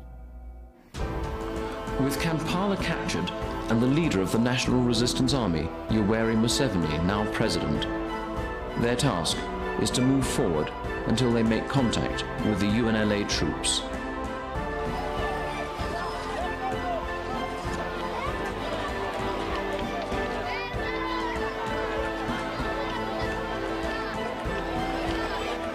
Do you see the NRM as being naturally aligned to either the East or the West in particular? No, we are aligned with Uganda and with Africa.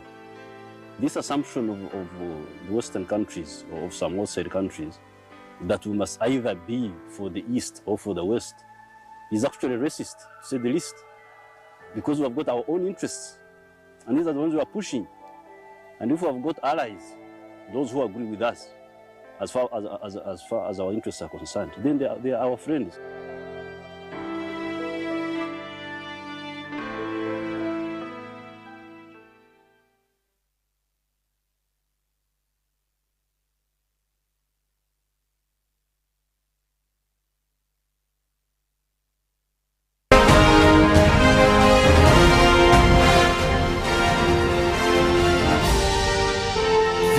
is Good Morning Uganda.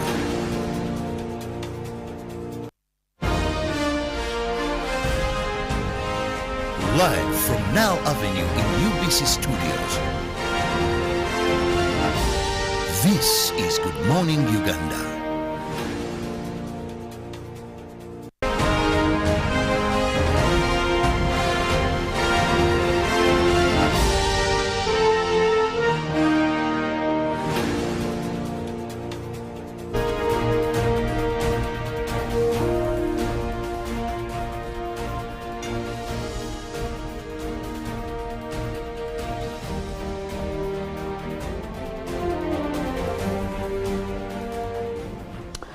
Well, it's a very, very beautiful Monday morning, I must say for me. Well, if it's not going on well for you, I hope I can make it better. It is the 13th of February, 2023. Welcome back from the weekend and welcome to GMU Agenda, or Good Morning Uganda Agenda, if you please. My name is Philomena Mastiko. And like always, like the culture dictates here, we do have a very special guest in the house this morning. And we'll be having quite some good, interesting discussions, I am sure, in one way or another. As an ordinary Ugandan, this could be something you would love to interest yourself in. And when? I mean, it's KCCA we're talking about this morning. A lot of things that KCCA does as an authority. But this morning, I do have the spokesman for that specific authority, Kampala Capital City Authority, that is Mr. Kasiate Simon. We're very happy to have you join us this morning. Finally. Pleasure. I know we have been in a whole chess and kind of thing. Promises have been made. Tom and Jerry kind of situations sometimes are very good. It's been very, very interesting, but I'm very happy that today you finally make it. My pleasure. Well, this morning, between myself and Simon, actually Simon will be doing quite a lot of the discussion, and you'll be telling us about what is happening there. And now that he's here, we'll be touching a couple of things, one or two. Number one, we'll be looking at the war that KCCA has actually waged when it comes to noise pollution in the city.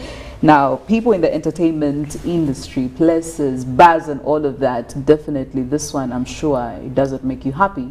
But of course, we'll be getting into the details of that. And also, he'll be telling us more about this whole rehabilitation project, especially when it comes to the major roads in Kampala. Not so long ago, we had very many complaints that were coming through about the state, the poor state of most of the roads around the Kampala CBD, especially those that are under KCCA. So he'll also be giving us updates, what we should be expecting. As far as I'm concerned, I know that the process has already begun, and I think that's good news. We can work with that. We can really work with that for now.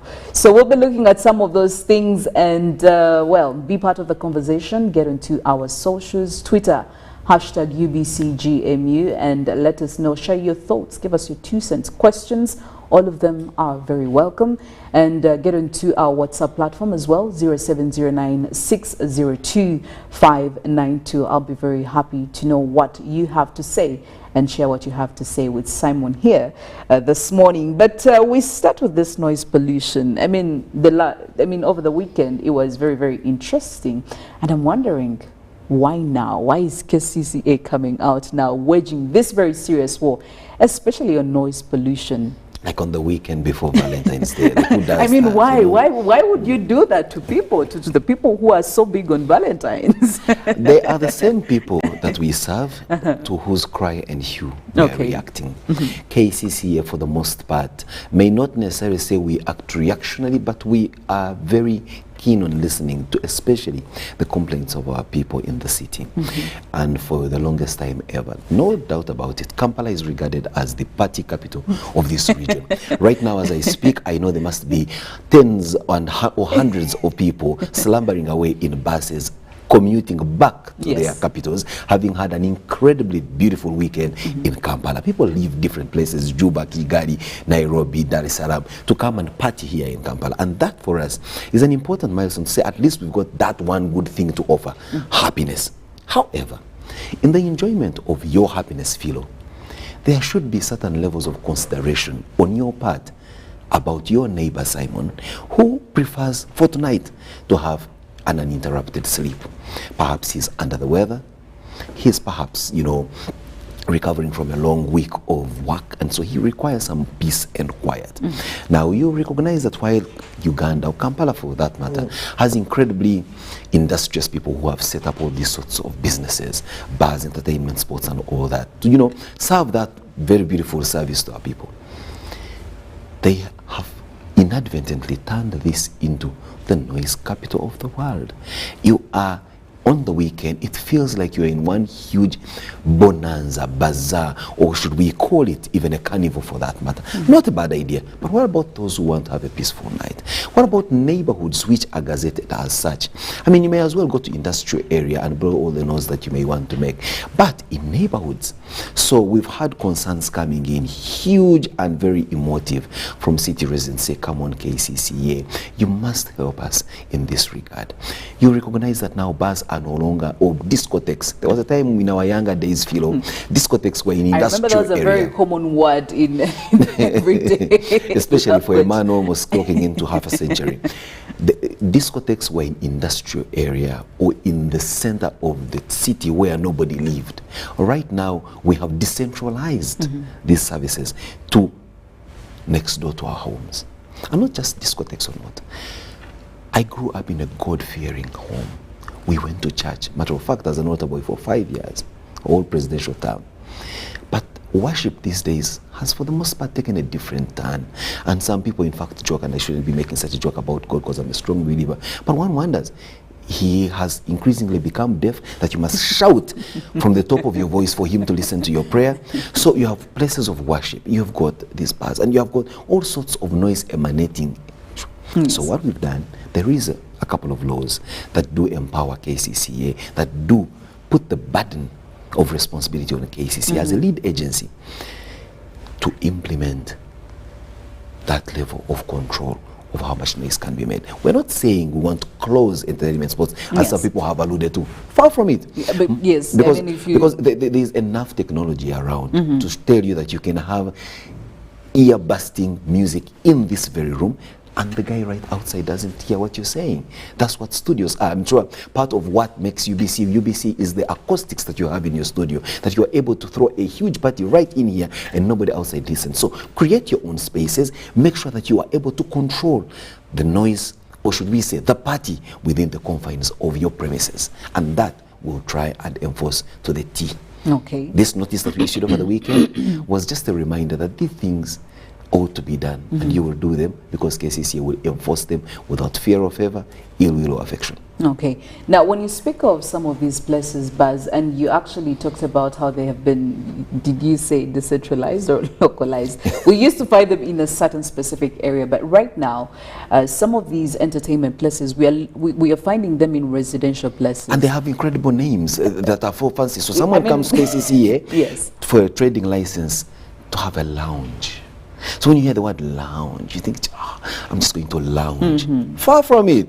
It's bang, bang, bang everywhere. I mean, one thing I've noticed that during daytime, they actually do what they are meant to do, or that is the original plan that they had. And then when it comes, they're very flexible, I must say. There is a bit of flexibility. They are like amoebas. They keep morphing with the circumstances. So you will incense a quiet pork joint. Yes. You will incense a restaurant. You will incense a coffee parlor. And guess what? It morphs into some kind of workshop in the night, playing metal music, piano, and all sorts of things. And well, it could be permissible up to a certain time of the night. Yes. But 3 a.m., not saying that we want to close them, because you see, these are huge enterprises which contribute immensely to the GDP of this country. If you doubt me, check on the list of the highest taxpayers. The entertainment industry comes first, alcohol industry, and all that. And we support them because they give us revenue to operate as a country. But in doing so, there must be some level of regulation. Like it is with the law. You have a right for everything. Yes. I mean, there's freedom of movement, right? But there's a law on trespass here at UBC. I just don't storm in without appointment. I'm moving around and say, oh, I have freedom of movement. No, I have freedom of speech. But you know that there's a law against slander and libel. I won't wake up and start saying Philo is a mad woman. I must have my evidence and speak coherently to the facts that I must have with me. So in the enjoyment of your right of freedom, there must be a consideration of another person's right to enjoy their right. You don't necessarily have to inconvenience other people. But also, speaking of regulation, you may have to take us through the entire regulation. Do you have certain timings when it comes to the operations of these places? What is expected of them? Are you looking at specific areas where they should be situated as opposed to being in a residential area where people, I mean, it's home. People want to go home and rest and get back. It's a busy day. We're in busy times right now. So, but you also want a place near home where you can just walk out, go to the neighborhood, blast your head up, and then come back to the quiet of your exactly. Home. So you may have to break down the regulation. And I'll start from debunking the whole idea that we are out to frustrate the entertainment industry and create some kind of shackles around them like we did with lockdown. No. Operate even 24 hours. We don't mind. Please have your party 24 hours, but have the necessary acoustics within your space to ensure that the permissible noise level does not get out of your premises to inconvenience your neighbor. Simple as that. Now you want to ask me, what's the permissible noise level? At what point do I know? Do I know that this is it, this is the cap and I'm going beyond it or not? That's why we are saying, you are an entrepreneur of this facility or a manager. Take some time off and read the laws that govern your operations. And you know, that's one thing that we find very interesting. We don't want to read. You're waiting for a social media clip of Simon saying a little sentence on UBC. Take time off and interest yourself in what the NEMA Act, for example, does say, in what the Trade Licensing Act of KCCA does say, and know that there are certain, now in noise measurement we call it decibels. Yes. Beyond a certain decibel, you are now into the zone of noise pollution. How do you know? Your gadget, including your phone, now has got apps on it that can measure noise. But if you are in doubt, bring a professional and we'll come and set your machines for you. Yes. Because you have professional DJs. They know. These are professionals. You as a lay person, you may not know. But get a professional and they'll set up those levels for you. Okay. Well, I do have Simon Kasiate in studio with me this morning, the spokesman for Kampala Capital City Authority. And we are looking at this award that I don't really want to use war. Why do you want to use the word war? I don't want to use war, but it's a reminder. It's probably a reminder. Yeah, to remind us to be mindful of the concerns of our neighbors, so that we all live in a beautiful city where you and I are proud to call home. Well, now, according to a notice that KCCA issued, this was on February 11th, you actually did say KCCA shall not renew trading licenses to bars and entertainment places which have ever been issued with cease and desist order and also stop notices and have continued committing this offense. Well, how are you going to do this? How are you going to keep track? Because I am sure you have had several cases. Do you have specific places in mind? I am not saying you should mention them, but do you already have a list of some of these places that could be going down the drain with this? Philo, many years ago when I was in high school, I always remember this particular incident like it was yesterday. A suspension letter, I think it was an expulsion letter for one of my friends, and the headmaster did write, despite several warnings and severe punishments, your son so-and-so has consistently and continuously broken the school rules, and as such, I am constrained as the head of the school administration to keep him within school. I therefore expel him from the school. I remember the words in that letter this vividly. Ditto that with our situation. There are places to whom, despite several warnings and severe punishments, which include, among other things, we storm the place, warn them, they go ahead and treat us with the contempt that we don't deserve. We take their equipment. You take the equipment at 10 p.m. By 10:25, they have connected a new set of equipment. We have places that we have issued seize orders. There are places that we've issued so many warnings. To date, they continue to act like we don't exist. Now, we'll sit back and wait for the time they come to renew their license, because the licenses are annual. And we'll say, sorry, but this license won't be renewed. That's one of the prohibitive deterrent measures that we have to unfortunately put in place to ensure that people recognize that they need to live civilly, with civility, with the within this city. So that's exactly what we meant in that. And also, and those places know themselves. They know themselves.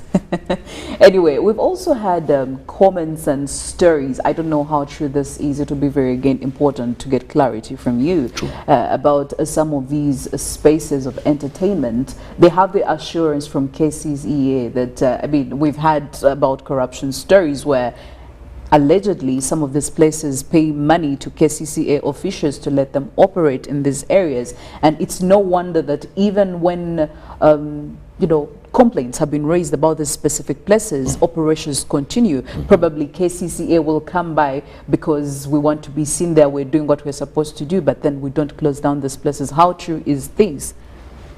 That is not a truth I am aware of. But again, like you say, in this city of 7 hills initially, perceptions are as good as a reality. If indeed that's the perception that people have about KCC officials, that we are the kind that take bribes from those to whom we must enforce, then it's a very unfortunate situation. And we don't take such allegations lightly as KCCA management. We are now, I mean, and we've always had a zero tolerance stance towards such matters of corruption. But we also call upon our own staff to carry out incredible introspection and ask yourself, you are an enforcement officer, you are someone that is charged with enforcing a discipline, and you're the same person conniving with those that are contravening it. And what is that?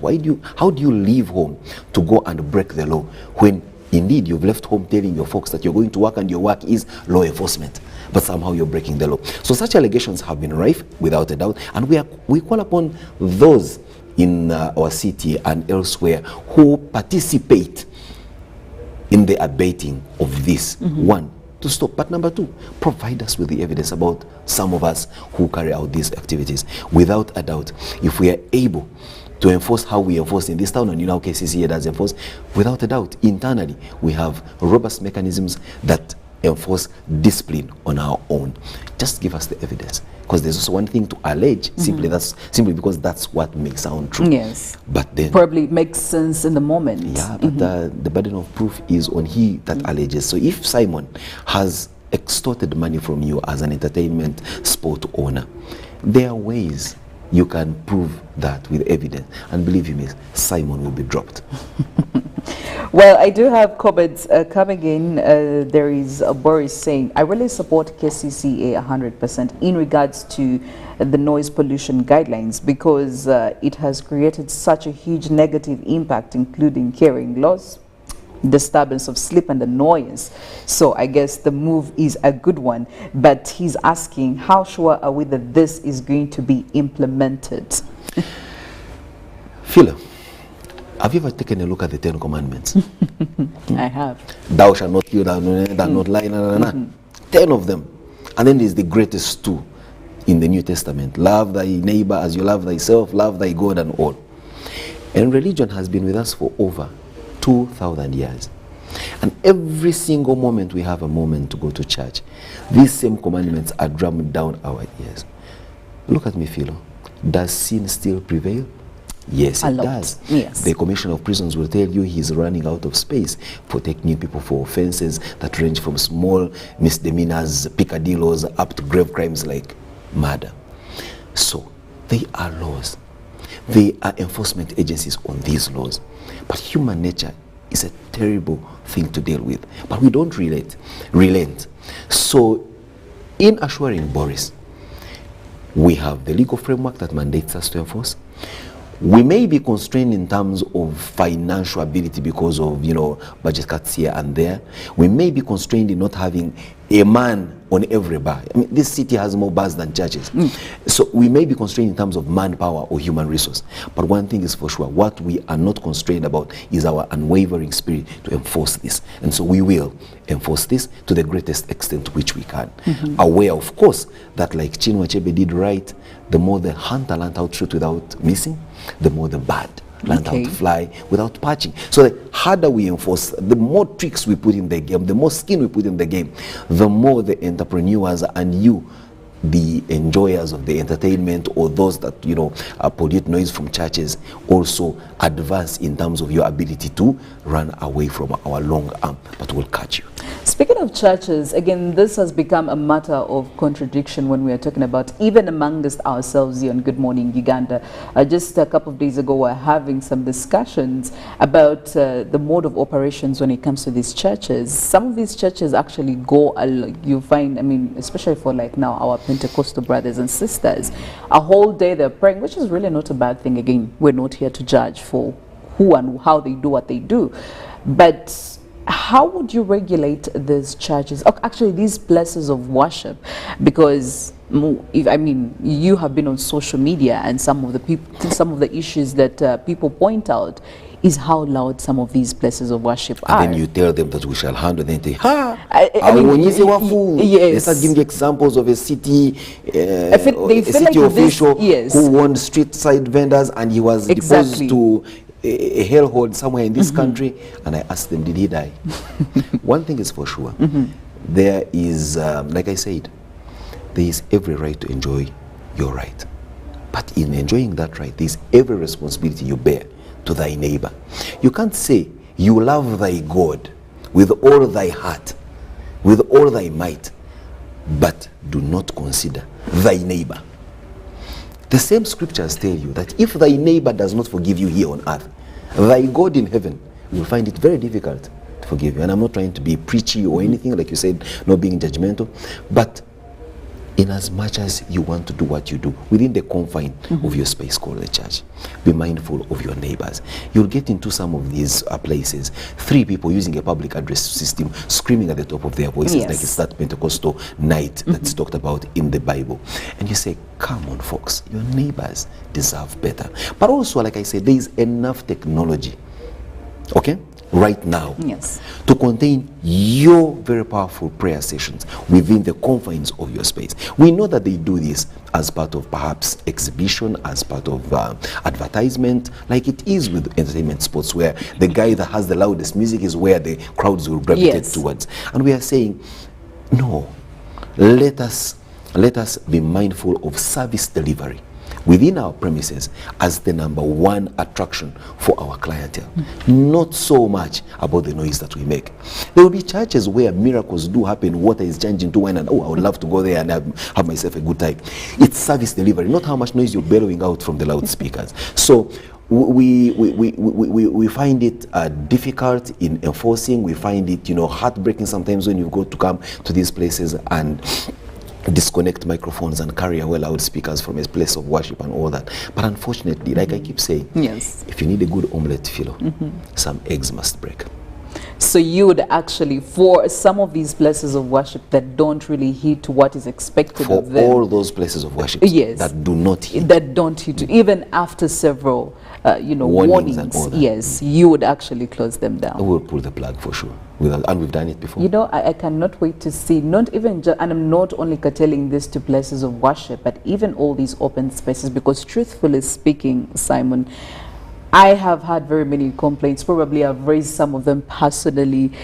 I haven't really seen like action being, I haven't seen action being implemented. You're the first person who thinks that KCCA does not have teeth to bite. When we were growing up, there is teeth there was this joke when someone had some kind of temper or some hard temperament, they would say,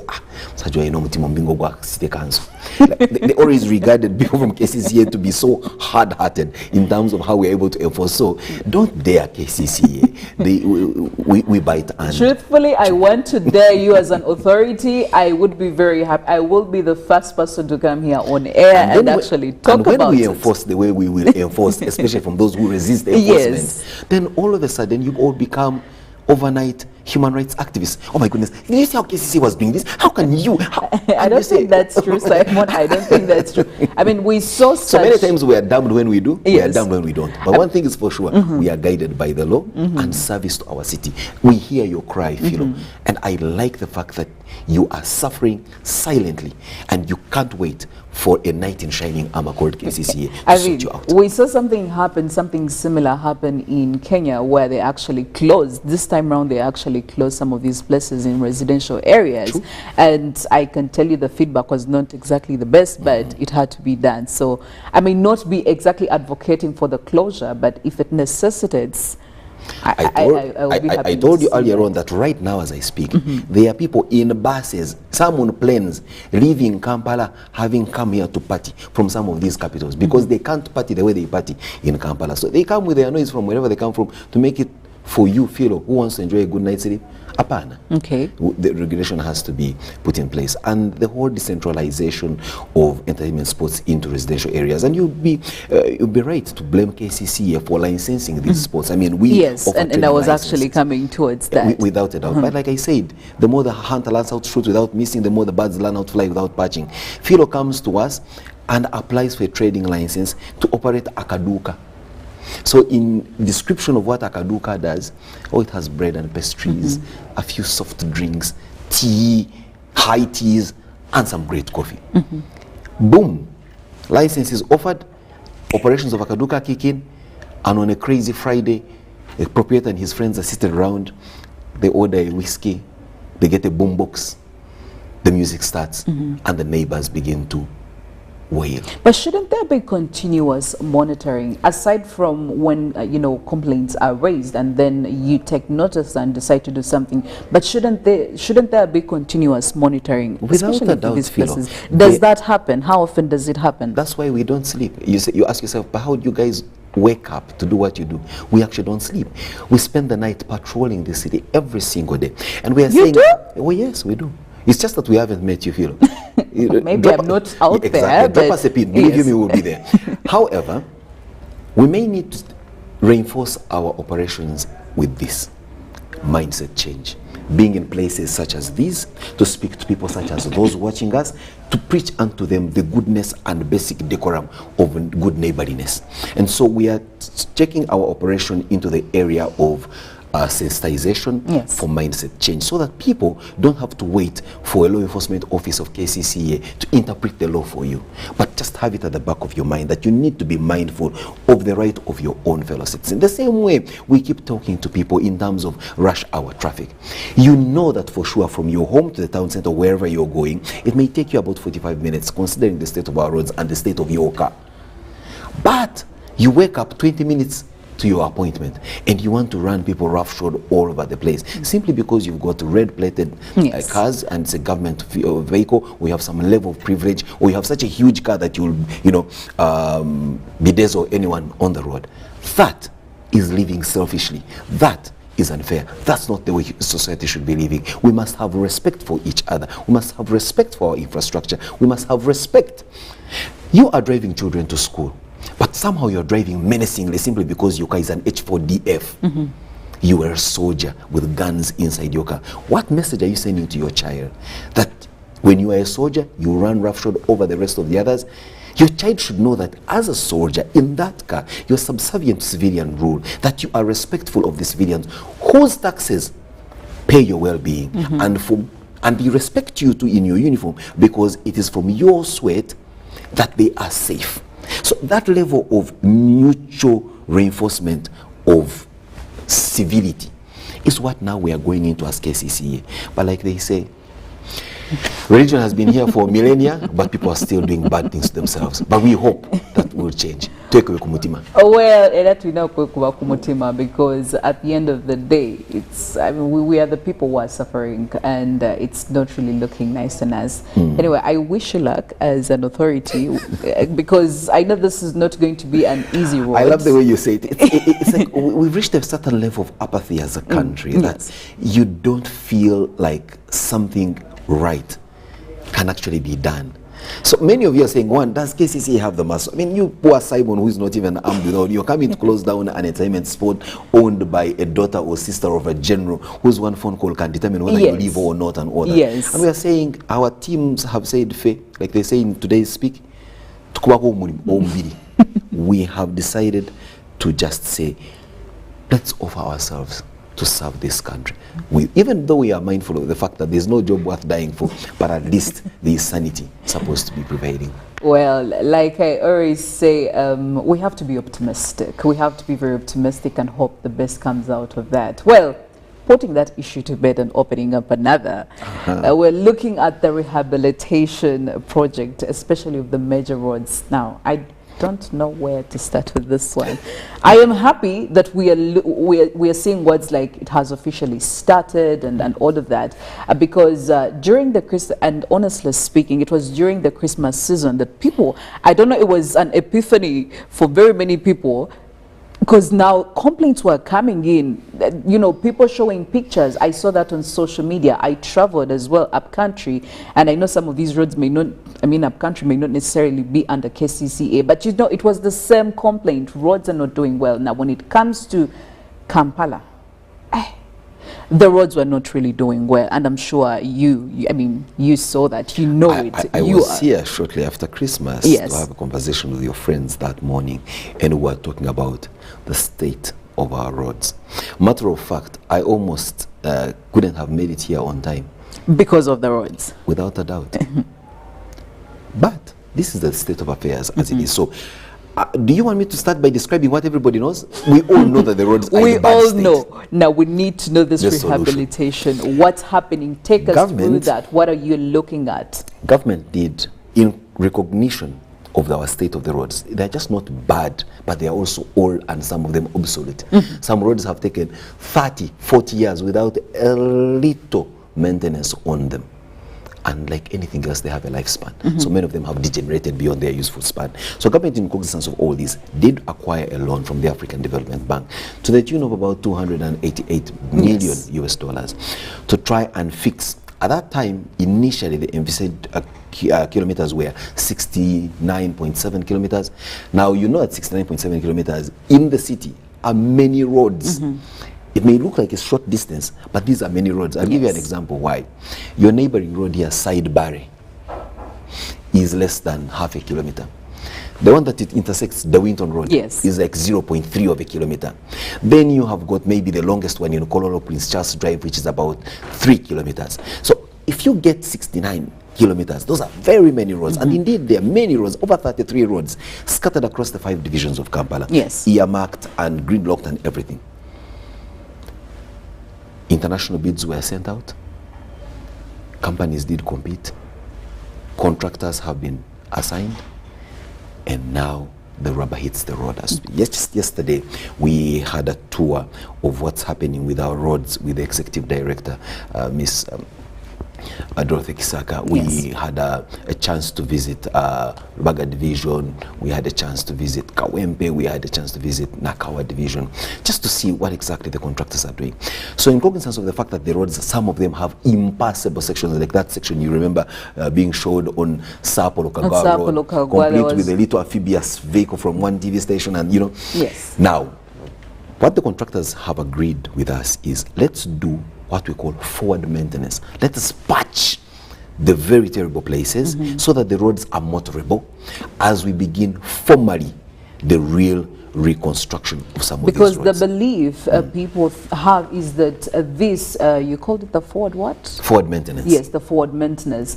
They believe that this is something that the actual work that is being done. Complaints have come in and saying, but is this what KCC is actually doing? Is this what we are settling for? In fact, I've seen words like bare minimum being thrown towards that kind of forward maintenance, if I should say. So maybe we need to understand, when does the real actual work? How long are we going to cope with the forward maintenance as we are waiting for the actual work? Because that is where the worry is. They feel like KCCA may become too comfortable, or they may have more priorities because they know, since this is happening, they can survive in the meantime. But how long is this going to happen? This is February. The contractors have mobilized on the respective sites. So this is what's happening. The construction of a road from its poor state to a beautiful boulevard is like the cycle of life. When you see a guy celebrating with his daughter having passed UCE examinations and poor Philo does not have a child, you must understand that it must start from finding how to have a child. Go through the gestation period. Raise the child through infancy up to the point that you like to enjoy of UCE examinations. So We need to widen many of these roads. But as they are today, there are water lines, electricity pipings, and things like that all over. We have got structures that are into the road reserve. We have got places where diversions are going to be made. So the contractors are on the ground right now, working with the various agencies that have already installed infrastructure in the spaces where these roads will pass. In other words, we're trying to get what we call the clearance of the right of way. After which, for you as a Uganda, you want to see the graders rolling and all that, and that will come. Can I tell you something, Phil? Brace yourself for incredible disruption, and for quite a long time. 36 months, bare minimum. Because see, we're not closing down the city. We're not saying, Philo, pack up your bags together with your UBC crew and go and operate from Guru as we organize Kampala. No, we're going to be working on the same roads which you'll be using. So that will come with its fair share of dust, disruption, distress, and every D you can think about. But unfortunately, like I told you, if you must enjoy a good omelette, some eggs must break. It is very okay, Simon. We are ready for that. For so as long 36 as months, yes, divide by 12. Wow. So that's the period we are looking at for give and slight take inconveniences. And let me just as you get this inconvenience sink in you, allow me paint a picture of, for example, what Port Bell Road will look like. Old Port Bell Road starts from Wampel. Yes. Meat packers, Wankoko, down to Bugolobi, and there's that T-junction with Mbuya, and it joins what you call Spring Road.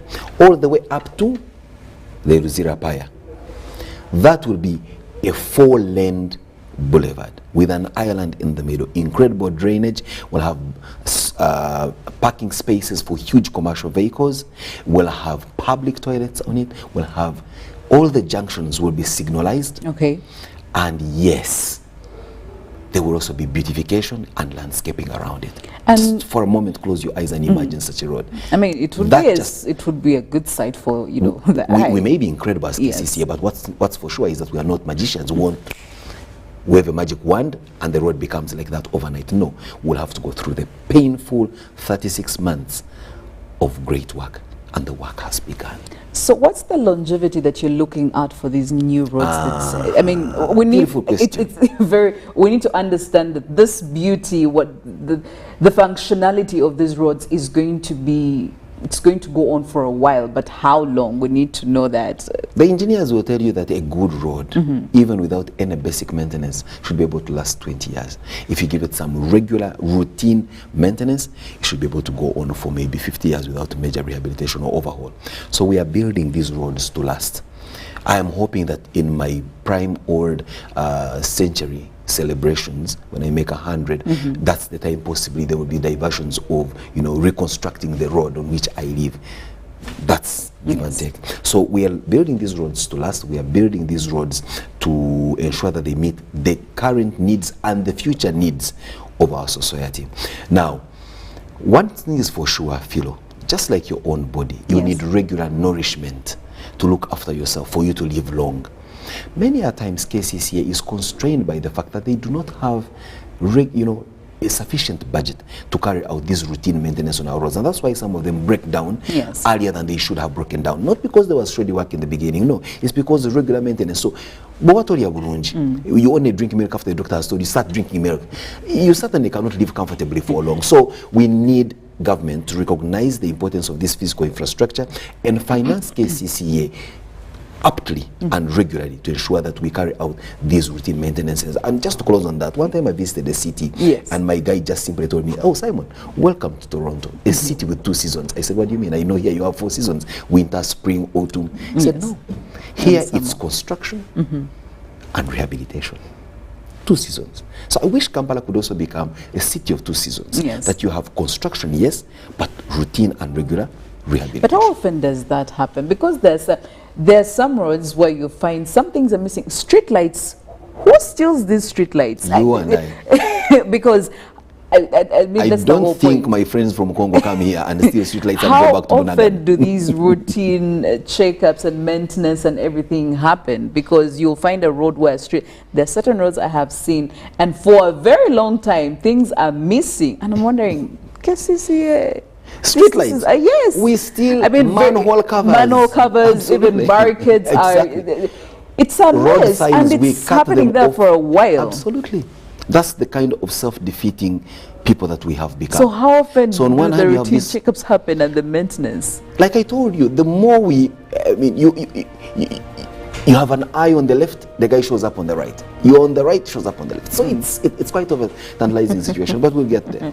Well, indeed, we'll get there as we're coming close to the end of this. There is just one more comment that is coming in from a viewer, and again, this is in regards to, you know, the noise pollution. Here's one thing Timothy Seruwaji says, is that please, Simon, I think you need to be careful, especially when it comes to places of worship, because to some people, it's actually not noise, but people want to use this as an excuse to get rid of these places of worship. So probably the same can be argued of saying some people want to get an excuse of getting rid of places of entertainment. Yes. So this whole could be some malicious complaints and everything. And I hear where Timothy is coming from. We get all this kind of intimidation, sadly, from folks in support of places of worship. Be careful, Armageddon is going to come and visit you. Simon, nobody talks about the anointed. Simon, nobody talks about the blessed. And I'm telling you, look, the same blessings you get from your God, I have the same blessings. God has put us here for a purpose. And I want to believe that God has not put some of these people here for the purpose of inconveniencing their neighbors. All of us should be able to recognize the fact that we are here to do good and to thy neighbor. And that for me is my message to especially places of worship. That greatest commandment, love thy God as you love, love thy God, thy neighbor as you love thyself. It cannot only be a two-way relationship of me and my God. There must be the element of my neighbor. And someone asked Jesus, Lord, who is my neighbor? You remember that question? Now, let Timothy and others recognize that the neighbor is anyone that today we call a stakeholder, someone that is affected by what you do, physically, emotionally, even spiritually. That's thy neighbor. Okay. Well, Simon, one final word. Please. Talk to us. Well, the final word I would love to share with you, Philo, your colleagues at UBC, and of course the entire country that's watching us and beyond, is that at KCCA we are striving every single day to create and build a smart city. But we are cognizant of the fact that we cannot build a smart city as ourselves who work for KCCA. It has to be a concerted effort from not just our own works as an authority, but also from the support we get from you as city dwellers, as commuters who pass through our city, and those who in fact even come to our city for visits. So it's a clarion call on all of us to love our city, to make our humble contributions to our city, to make it a smart, livable city where we are proud not just to work, to live, or even raise our children, but a place where we'll be proud to look back and say, I made my contribution in making Kampala the beautiful city that it is. I made lives better. I made people enjoy their experience, and I lived a good life in there. Well, I can tell you that we'll be following up, and if things don't pull through, I will personally go and look for Simon Kasiate and bring him back here, and accountability will have to be made. And I am having hope. I'm giving a benefit of doubt. I know the right things are going to be done. Wow, that is so heartwarming and spiritually lifting. Well, it was great having you join us for this discussion. We love you, but we have to leave you. And Ruben Mpima Chiridango is coming in with the sports updates. Tell us what happened between Manu and Leeds and all these other things. So we have to go right now. Allow me to wish you a very productive week ahead. I will see you tomorrow. I am Philomena Mastiko. Good morning.